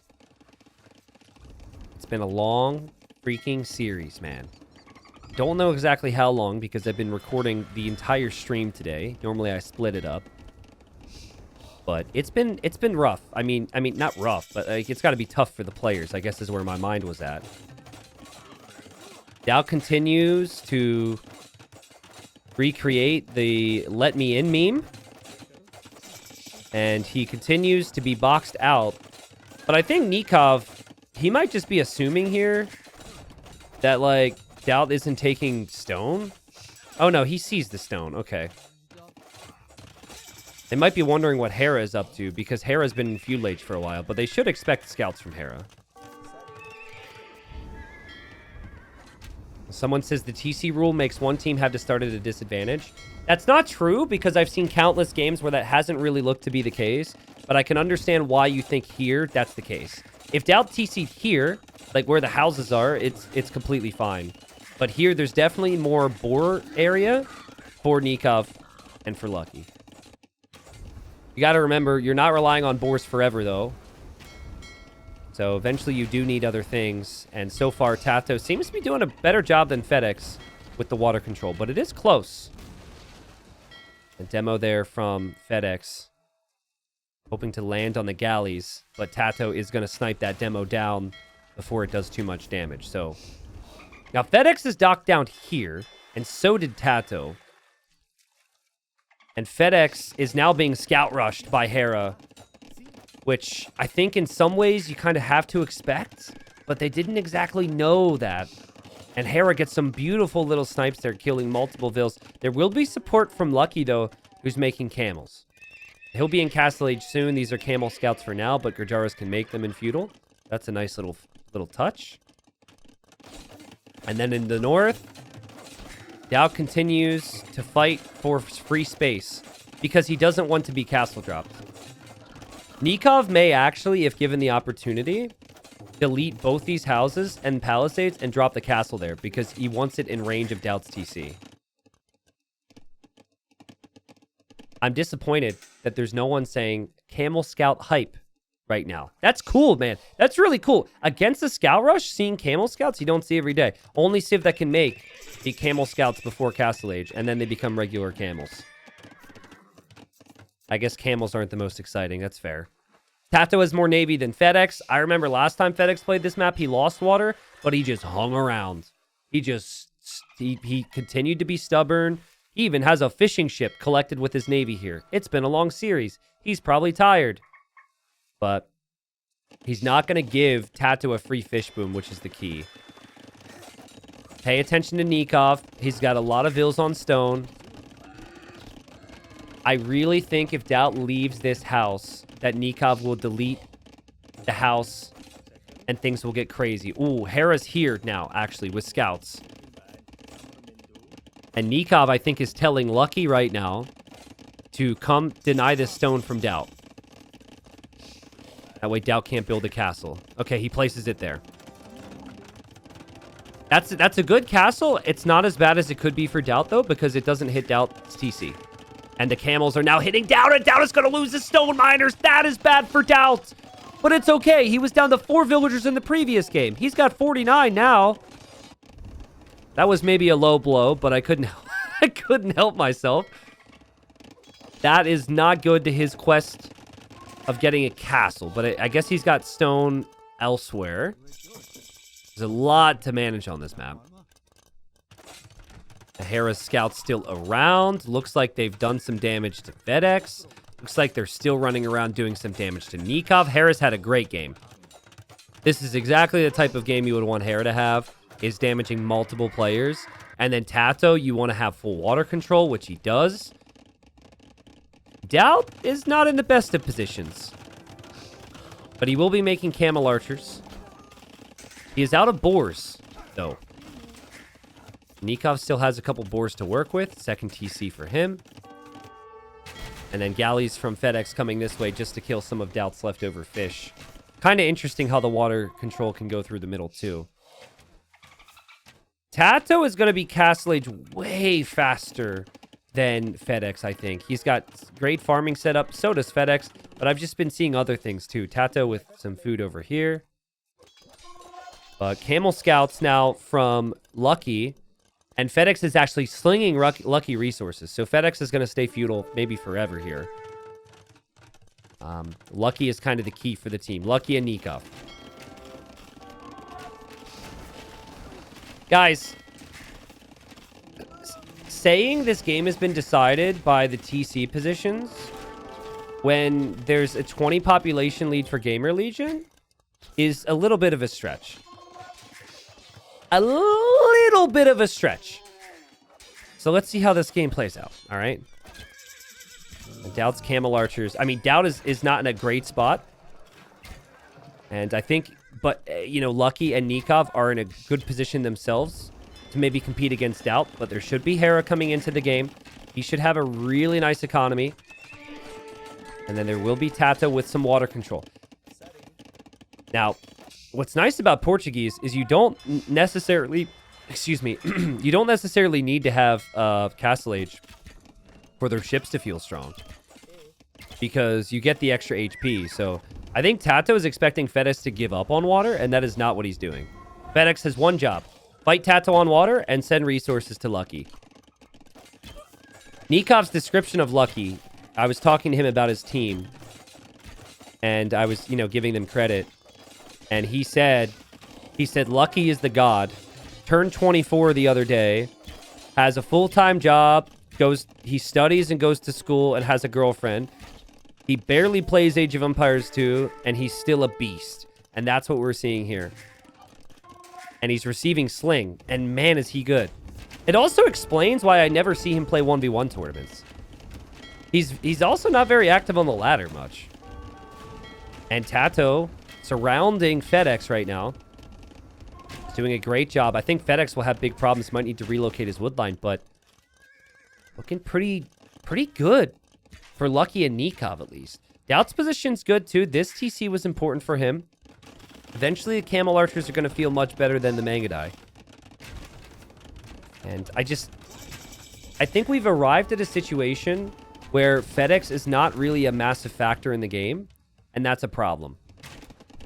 And he is sacrificing himself so Lucky can get the lead. But Lucky is going to need to do a lot of damage to kill all three Gamer Legion players with Nikov. Doubt is fine. Doubt can boom. Nikov will add rams, though, for that castle. That's a big deal. And the Vil lead is there for Lucky. The army lead is there for Hera and for Tato, though. And Tato's also going for some pikemen. And Tato has not allowed FedEx to really linger around on water here. Tato would have seen the last round from Dreamers, right? He would have looked through it. Are these glitched into the water, or is that normal? I think there's actually an opening there. Oof. FedEx needs to run away with all of his lumberjacks. FedEx's TC can be ranged. Yeah, this is a problem for Dreamers.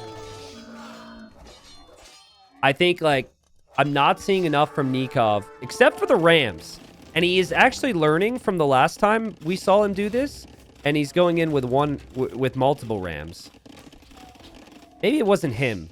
It was someone against Slam. Does anyone remember? I think it was somebody else. They went in with one ram and I was critical. I said it's like Trebs.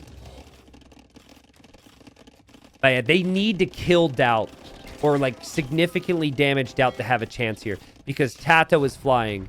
FedEx is out of the game because of that. Hera is flying. Doubt is really the one player they have a chance against. But Doubt wasn't expecting the rams. So again, if it's one ram, maybe you can hop out with some vills and you can attack it and maybe you're okay. But if it's 3 rams, you're going to lose villagers before you take them all out. And this becomes a big problem. Hera's got eco here. Doubt's got eco here. There's probably 50, 60 villagers here. And the eco count for the teams are actually even right now. Even with FedEx losing his TC. This is huge. And guys, Lucky is truly God mode right now. He's everywhere. And killed some villagers back there from Doubt at the same time. And now Doubt's just hoping that he can kill these rams. He probably will, but at what cost? Hera's here in support. Oh my goodness. We have another castle from Nikov. Nikov is going to drop a castle that affects Hera now. But will this go up? This could be a Doubt castle for Nikov. Hera's got a lot of camels here in support, and Nikov realizes he can't stick around, even with the support of Lucky, and the castle will go up for Hera. Doubt's castle stays up. Well played to him. And Nikov is going to be forced to run away. Tato's up to 20 fishing ships. He has completely won water. They can't disrupt the fish boom at all. That's a problem. And so they need Lucky to kill. They need Nikov to kill, and it's just not happening. Remember, this is without Viper. Viper letting Tato come in for him. Maybe wanted a little bit of a rest. I wanted a little bit of a rest between games. But Tato is... I think the roles make a lot of sense. Doubt is the unique unit player. Hera's more the scout and boom player. And then Tato is the water player. And that's like... It fits so well even without Viper, which says everything about this freaking team, dude. This is what some of us feel like in life from time to time. But it's important to remember that there is hope, okay? There is hope. Help could be on the way. In this case, there's no, okay, not a learning moment, but that was pretty funny. Yeah, not for him, but for the others. Hey, you guys can do it. Doubt's castle's still up. He's still got good camel archer numbers. Tato's navy can now come towards the middle to help against any pressure that comes through. I think what would feel natural for GL right now, if they're not being raided, and they are being raided, so maybe it's not so natural after all. Lucky, again, just playing like a beast, is they want to get one of their players to Imperial Age. Hera would make sense because he stopped producing a lot of army. But Hera might need the army back here. The only player that can really deal with this Mangadai camel play would be Hera. And that would be with his own camels. Tato's navy just camping that position. Hera is raiding a little bit with Light Cav. Lucky should be there to defend it. Lucky's up to Imp. Hera hasn't clicked yet. Hera with a ton of Mongol monks. Mongol monks are not very strong. They still can get the job done. But it is a unit problem for Hera. Maybe a little bit of an issue for the Mongols as well. Because you want to go Mangadai. He is going to get castle number 2 down, though. So he can probably get there. Meanwhile, FedEx is about to lose his town center. And is basically only moral support for the team right now. But I think that they have one more chance, and that would be with Lucky. If Lucky can do it all alone with Master Vamsha riders and camels, they could maybe push this position. That's 100 population for Gamer Legion right there that they could maybe focus on. Lucky's been receiving Sling this whole time. Like, this is just continuous from FedEx. Whatever he can afford to send, he sends. But FedEx is out of the game. So they have to kill at least one person. Doubt is not clicked up to Imp yet. That would be a nice thing for GL. I feel like it could happen. He's only producing camel archers for military, so not spending food. Doubt has come back home to clear this up, which was good work from him. I thought this was a problem. Hera lost Vills, Doubt lost Vills. I thought it could linger. Nikov needs Imp. If Nikov was imp with Lucky, big things could happen here, but Nikov is going to be up against Hera Trebuchets. Lucky's going to have to snipe them, or Nikov will lose all of his castles. Doubt not realizing he's getting sniped here. Beautiful snipes from Nikov. And Nikov clicks up to imp. When you're playing against Tato, you have to be careful! Ooh-wee! Yeah, Tato's always going to have those demos lurking on the shallows. I think the occasional demo makes sense. Nice micro, Tato. But I think more than that, I think what makes sense is... Oh. Okay, just make more demos, actually. It's a nice demo. Why stop? Lucky's insane. How does he keep getting back here? Just sneaking around. This is supposed to be the safest spot. GL might want to wall this guy out at some point. But remember, like, we've seen very little of Hera over the last few moments because he's building up castles. And he's got 3, and he should have Mangadai with good numbers. Another castle for Nikov. Doubt on the way to imp. Tato completing heavy demo. And it's still just question marks on if Dreamers can do enough here. And I think about game 3 in this scenario. Like, if they won that game and then, you know, didn't have the devastating mental blow of what that loss probably felt like, and then you lose this, it's 2-2 and it's an even game and you're feeling good.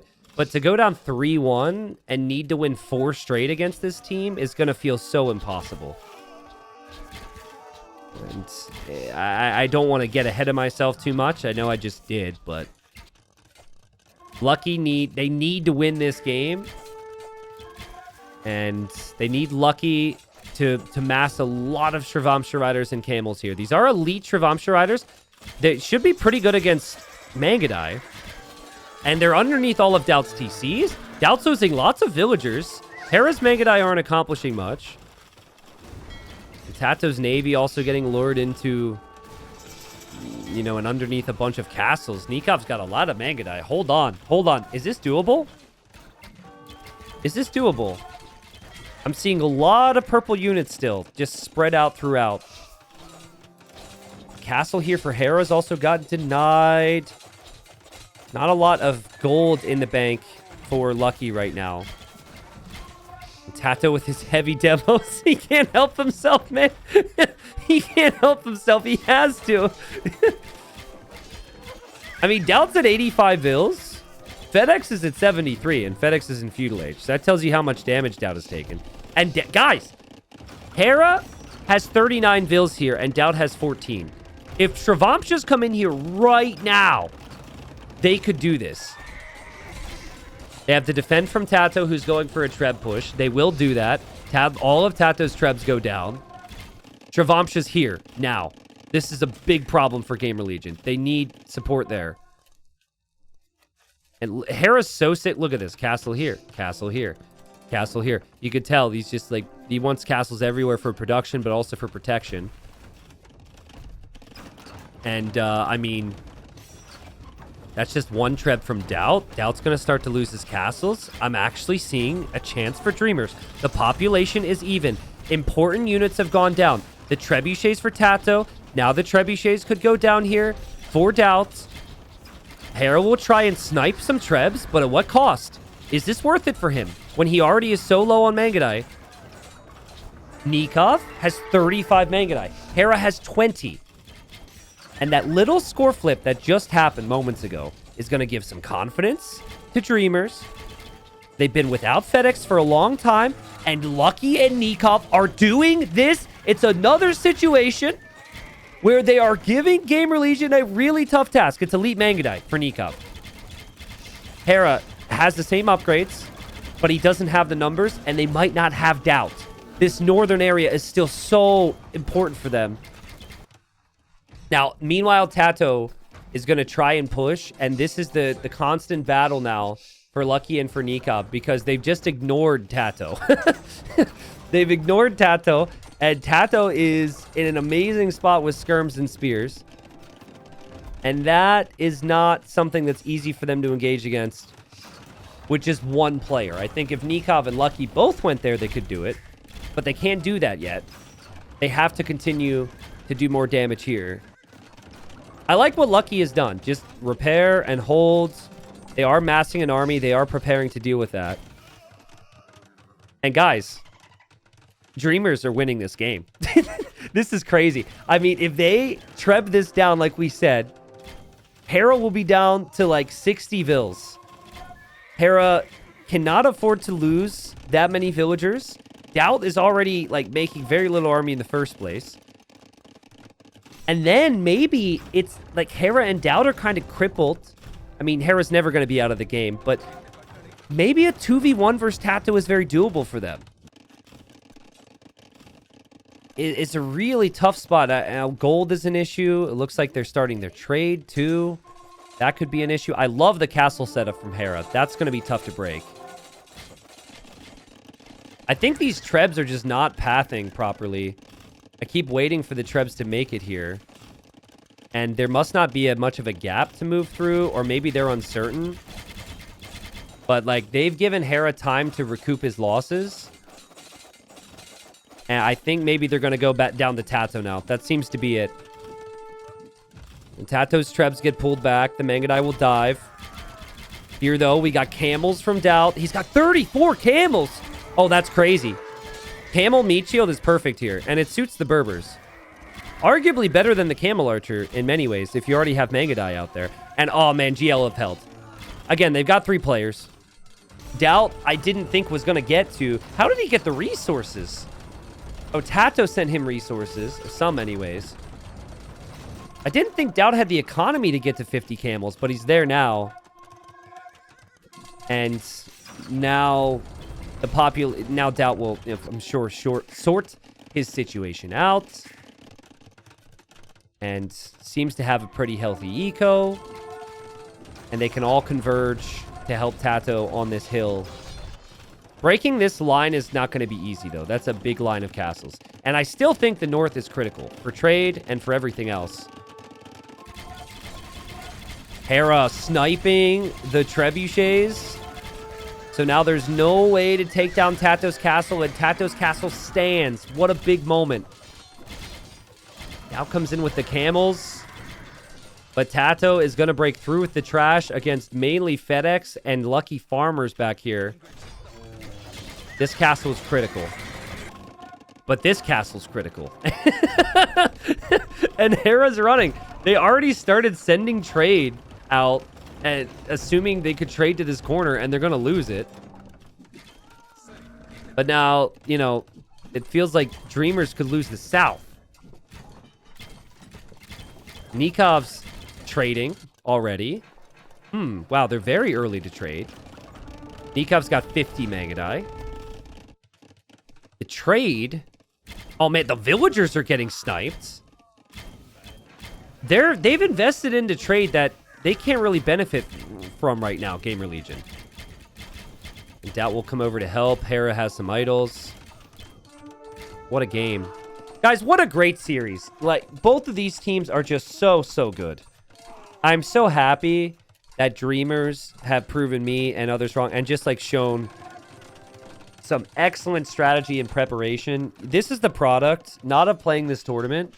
This is the product of playing a dozen plus practice sets in the early stages as well, right? These guys have, like, anytime they're on their PC, which is a lot the last month, they've been playing the games together for Argentina and for Dreamers. And they've looked so good today. It is a shame, though, that they've just run into was probably the best team in the world. Not established yet, of course. And I think they're falling apart. FedEx is at 30 pop. He can't make army, obviously. Hera snipes the trebs from Nikov. What Nikov and Lucky have is not enough on their own. It is quite obviously 2 players against 3. And the 3 are going to be just fine here. The trade is their next thing, so, you know, taking down these castles will be a key. But also, they are able to get into the trade that the others have set up. And they just can run right through the eco. Tato sieges down the front. All these buildings are going to be lost. And it's a bit of a weird one because Nikov and Lucky's situations haven't changed massively. They're both at 200 pop, but they have one guy at 30. So, and, you know, obviously I think a big reason they ended up getting to 200 so easily and getting the lead they did was because they sacrificed FedEx's existence. So, yeah, I agree with the statement that Tato played amazing in this role. If you saw FedEx play before, FedEx was stubborn and had stopped players from taking water control. Tato was critical to... this push was critical. Because if Tato wasn't alive, if Tato wasn't in such a good position here with 100 army, I think that Nikov and Lucky could fully focus on taking out Doubt and Hera, but there was a little bit of indecision there. They needed to respect Tato. FedEx had a rough start on water. I can't be critical of the decision to sling. And when you sling, you just hope your teammates do it. Tato with most res collected. You had Hera and Doubt doing a good job behind them. Nikov and Lucky had a good game. Nikov had a crazy KD, but it just wasn't enough in the end once the others matched him. So the dream is maybe still alive for Dreamers. Score 3-1. But again, I just keep thinking about the previous game and how that was so close, and we could be looking at a 2-2. And I think for them, it's probably the same, right? It's like, dang, man. I mean, 3 wins in a row, excuse me, against this GL team is going to be tough.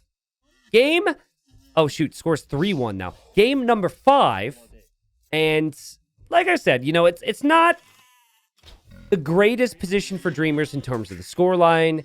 In order to beat Gamer Legion now, it's going to be a tricky one. But you can only take it one game at a time. And I would say that FedEx, this is the first time we're seeing him on his favorite type of map. This is his sweet spot, these closed maps. So we got FedEx on the flank here for Dreamers. He's playing as the Italians. Pocket then is Nikov playing as the Persians. In the purple, we have Lucky playing as the Malay. Against them, as we actually have... Oh, a villager down for Doubt. Doubt was trying to bring in the Rhino, and Lucky says, thank you very much. That is my Rhino. Doubt is playing as the Bohemians, now down a villager. Pocket then is Hera, who's the Cumans, who will most likely 2TC boom with this Civ. And then in the blue, we have Tato playing as the Georgians. Now, for those that have seen this before, usually what I've seen is you have the wood line on the back of the pocket. You know, maybe I'm misremembering it. There's probably a variety of different gens, but the fact that Nikov can't easily go to the big wood is different than I remember. And I think that actually could affect Hera, because if Hera is going to drop a second town center, he probably wants to be around here. That's quite a distance to walk now, so Hera might need to consider that. Now, there's also water on the map. I'd expect water to be utilized. But just because there's stone walls doesn't mean that players would just go fast castle everywhere, because you do need access to wood outside the walls. I really like that concept, by the way. At certain aspects of your base are protected, but you need to fight for map control. It's really good. This map is 10 times better than if it was just there's wood inside the walls and everyone goes fast castle into like monks or castles. So whoever scripted this, I love you. Thank you. Maybe not love, but appreciate. But yeah, I mean, it seems like the plan is probably to have Tato and Doubt be the aggressors. And then Hera is gonna be the boomer. And then that would mean that in theory, there's 3 players who will maybe be aggressive on the Dreamer side, though I think more than likely Nikov is probably going to boom as well, and he'll just go Castle Age instead. We shall see. So I've seen multiple strategies from the flanks. One strategy I've seen is FedEx, who's bringing a Vil now, fast feudal into a forward dock, and then you go kill all the fish on the water.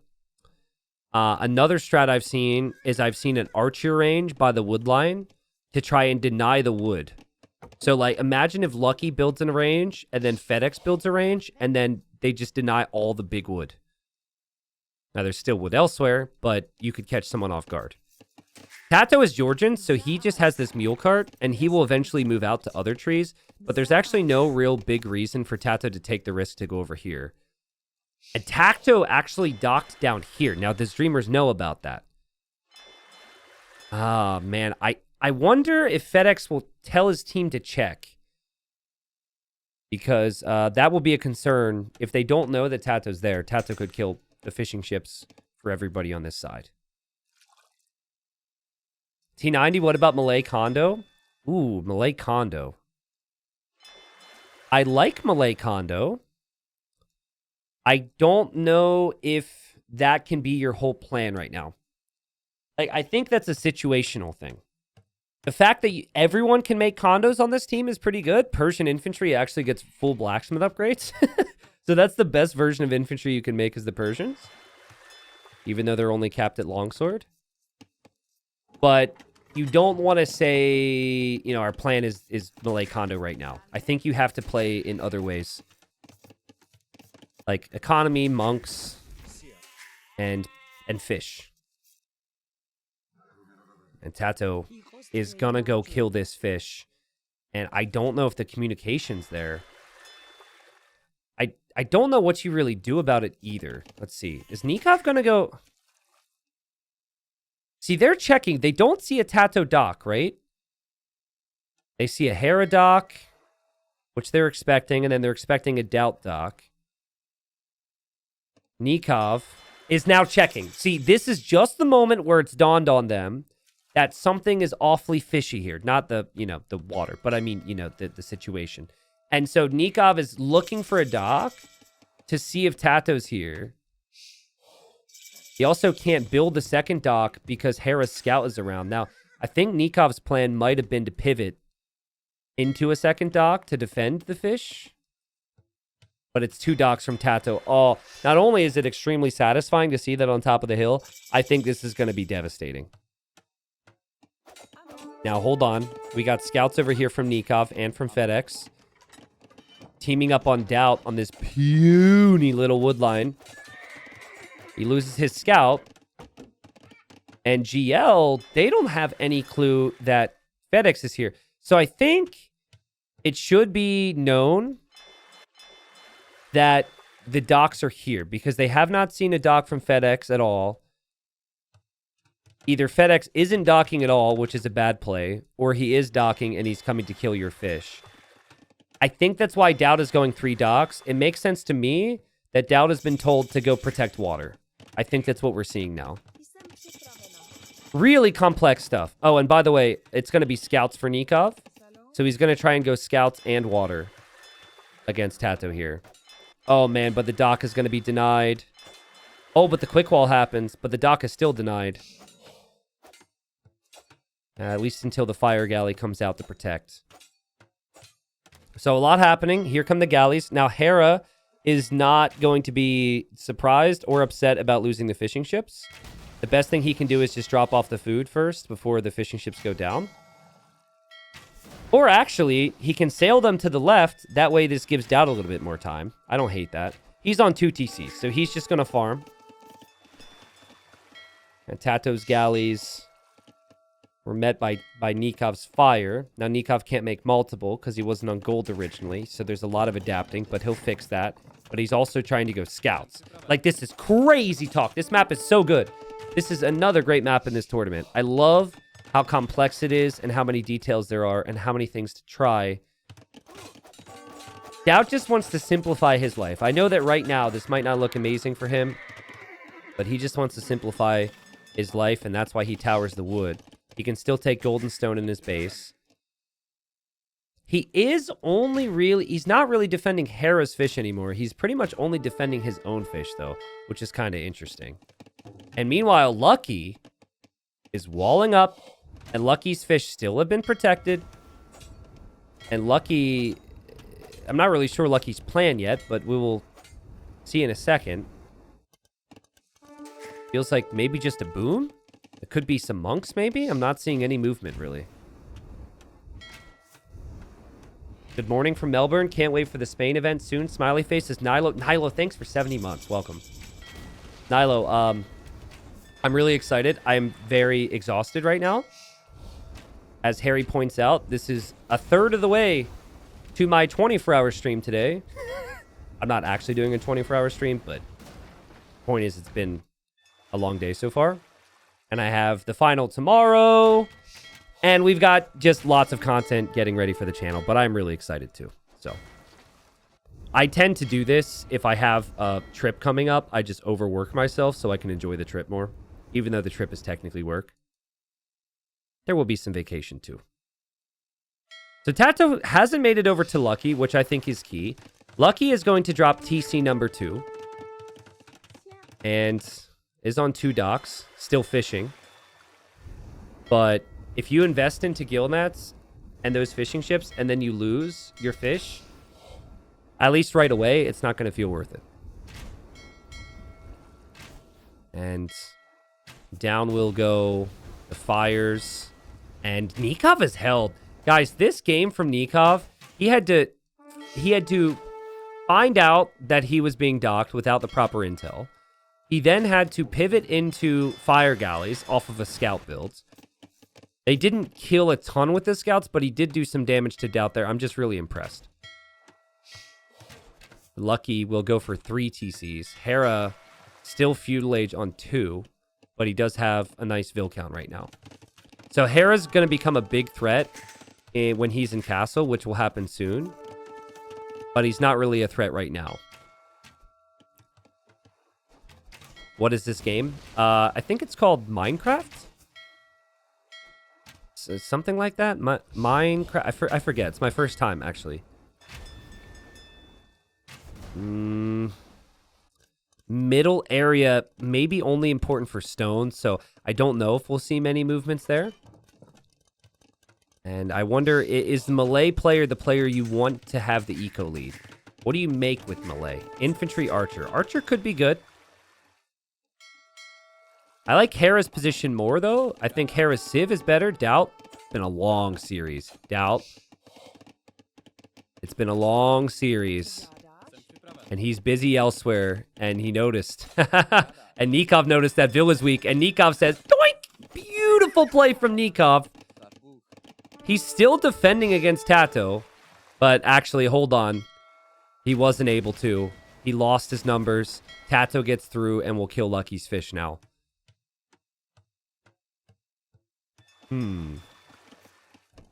So Doubt and FedEx are both in a weird spot.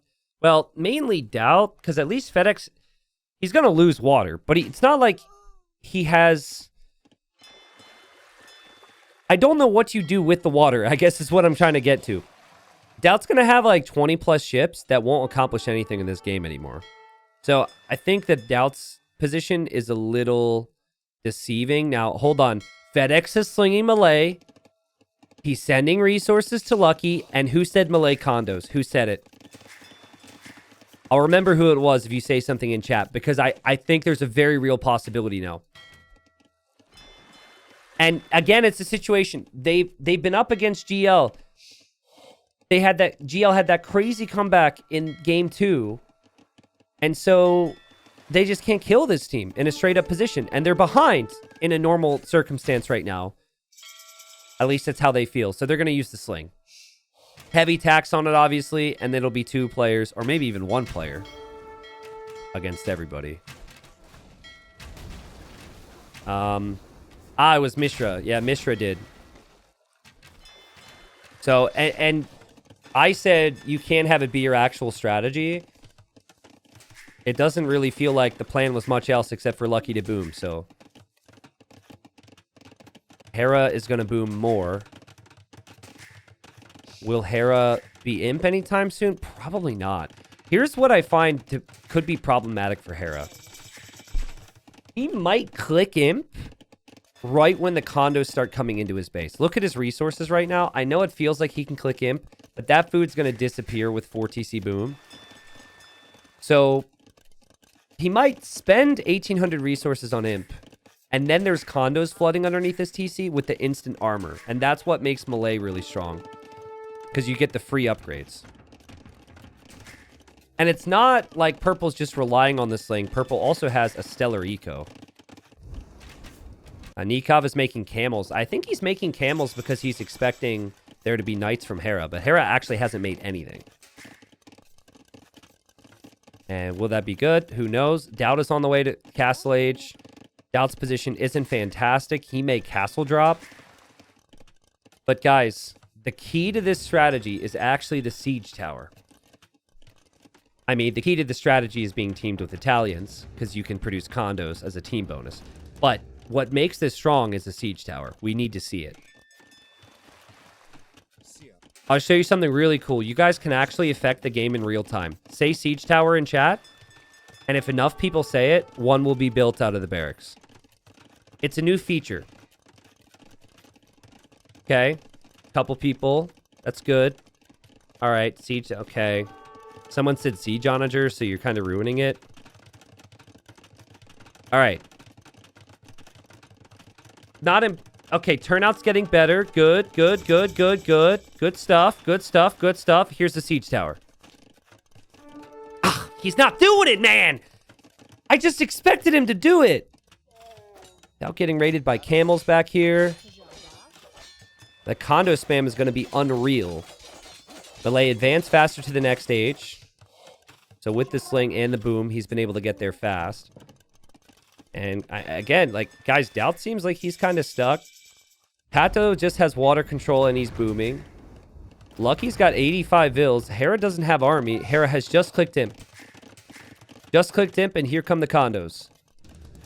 Dude, you gotta get a siege tower, because you could siege tower right into Doubt's base, is my point. Now, Doubt could also just get massacred in the back. But imagine both. You take Doubt out of the game. That armor on the condos is no joke. The Hera should be dropping stables here like a madman. He's just now finishing his barracks. He needs stables everywhere. They are cheap with it, with the cumins. But there will be a forward castle from Lucky. The condos are on the way. The first condo sighting is here. We still don't have that siege tower to kill Doubt. Much to my dismay. Doubt is going to have a lot of idle villagers inside of this TC on the outside. But is that the player you want to hit? I think you want to hit Hera. This is the guy you want to kill. And then eventually Tato. But Hera's the one that's full boom right now. Hera will lose his monk. No conversion. Nikov deleted. The condos will be on the way. And FedEx still full sling. Nikov booming and making camels in support of what they expect from Hera, which is probably going to be knights. I think if that sling went immediately, if there was a siege tower... Why are we making petards? Make a siege tower! It's a niche thing, right? You don't see it a lot. I've made some videos on it. Nikov actually siege towered yesterday in a 1v1 in Nations Cup. But like siege tower, you instantly get units right on top of Doubt, and Doubt loses all those vills. And this is all about timing. Condos are finally here on Hera. Hera's going to be making knights, but he's going to be making knights with there being camels around from Nikov. Obviously, Tato's still untouched, though. Doubt actually researched fortified wall, which means additional petards are needed to break through. Doubt has done a good job here. The fortified wall tech was huge. Or do they start with fortified walls? Oh, they start with fortified walls. Well, whatever. He did a great job loading into the game and having fortified walls. And then he's just staying alive, dropping more TCs. He's dropping more gates. Just some form of resistance against this. But 50 condos? 50 condos? If they all go to Hera right now? I don't know if Hera has enough Cavalier for 50 condos. You have to take TCs. You have to kill somebody. Get him out. It's crazy. I think Malay condos are insane because of all the timings. Goth condos as well because of how cheap they would be. Hera getting slaughtered here. Knight is the superior unit, but can Hera get enough of them? The condos are splitting up. The condos will hit Tato and Hera. There's still pressure here as they still try and break into Doubt's base. Doubt's gate, it was held open as he tries to escape. He's just going to make monks right now. This is so tough. The condos are everywhere, guys, but Hera's Cavalier count is superior. They are holding, but there will be Halbs as well from Lucky. So Cav alone will not work anymore. And Hera will be up against Camel and against Halb and against Kondo. So we're waiting for Tato, really. We now need Tato in this game. Tato hasn't been hit in a while. Of course, he's not receiving sling or anything. If Tato can get a unit out here to deal with both those things, then they're good. And Cav Archers are actually a really interesting choice. I like it a lot because Georgian Cav Archers regenerate, and that applies to, you know, all forms of Cav. Doubt can't contribute much beyond converting condos when they show up, which he's actually doing, and trying to keep his Vil count up, which he's also doing. So they're surviving well against this. Hera as well, you know, he hasn't lost his castle yet. He'll snipe the trebuchet. Oh, that's huge. Yep, they just got to stall it out. Stall this out as best they can because it is 2 players against 3. FedEx just out of the game. Not much FedEx can do beyond this. Not much to focus on except balancing that eco and asking what resources do you need. I have felt like Sling has been fairly balanced with the rules that they have in this tournament. We have seen it play. It allows an option, but it hasn't been the clear best option all the time. Now, that could be because the underdogs are slinging and the best teams can beat the sling. That could be that.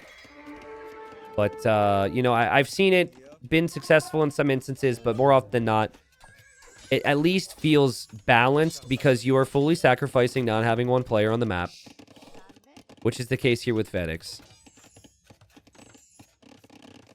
So, but I like the fact it's an actual option. Would you guys agree?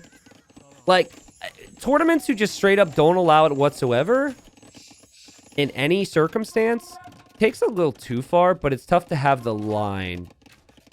The tax, what they have here, the tax is just so extreme. And maybe in combination with the maps, feels like it's been fairly balanced. For Dreamers, their population as a team is pretty good. Like, Nikov is in a really nice spot now. Hera's actually going to get some raids in. That needs to be dealt with. But Nikov's in a nice spot now. Lucky's obviously in a great spot. He's almost 200 pop. But Tato's going to be an imp. And Tato's army is really starting to contribute now. And it was Doubt just staying alive. Huddling up his monks. And keeping his Vil count up there. And he knows that eventually he'll come back into this game. Hera's boom was great. It was good enough. He got his Cav out. And I think Gamer Legion's just going to have 3 players here. Ooh, they broke into Hera's main base and took out his Treb. I think Hera didn't notice that. So that hurts Hera. But Hera's also taking good fights elsewhere. The bulk of his eco is on the back. And the GG's called, guys. Gamer Legion moves on to the final, perhaps as everyone expected. But big salutes, please, for this Dreamers team. Game number 2 was one of the best games I've ever seen. Unfortunately, they were on the losing side of it. And I felt like this was a really competitive series. They made Gamer Legion fight. The games were closer than the 4-1 scoreline suggests. And if you look at what this team has accomplished in 1v1 tournaments, you would have never thought that that Dreamers would have been able to make the semis. The reason they made the semis was because of excellent strategy, lots of practiced out strats, and good teamwork and coordination, which is what it's all about. So to lose to Gamer Legion here, I think nothing to really be ashamed of. As the 7th seed, to lose to who many people think will win the whole thing is still a great performance from them. So well played. In this game, I think that GL were just too well-rounded. And I think, I hate to go back to it, but I think they needed a siege tower. Listen, you siege tower into Doubt space, Doubt 20 vills down. He has no army. You then immediately move the siege tower over here, and you siege tower into Hera's eco, and he loses 20, 30 vills, or has to run with all of them. The siege tower was missing here, but still, you had Hera with a lot of economy, you had Tata with a lot of economy, and probably would have been... You're not going to kill off Doubt with how he's playing. He was taken down to 4-pop once. You can't take him down to 4-pop again. And I think ultimately the 3 players from GL would have fought it back anyways. A great series, a long series. I hope people enjoyed. And it will be Gamer Legion against Barbatacos in the final. Another crazy run from an unexpected team who's played really strong all tournament. There's the scoreline, or the KD, and then there's the eco. Again, like Hera, amazing economy. Tato, amazing economy. And Doubt just had to hang in there. He just had to hang in, and he had a really good late game save if it got to it.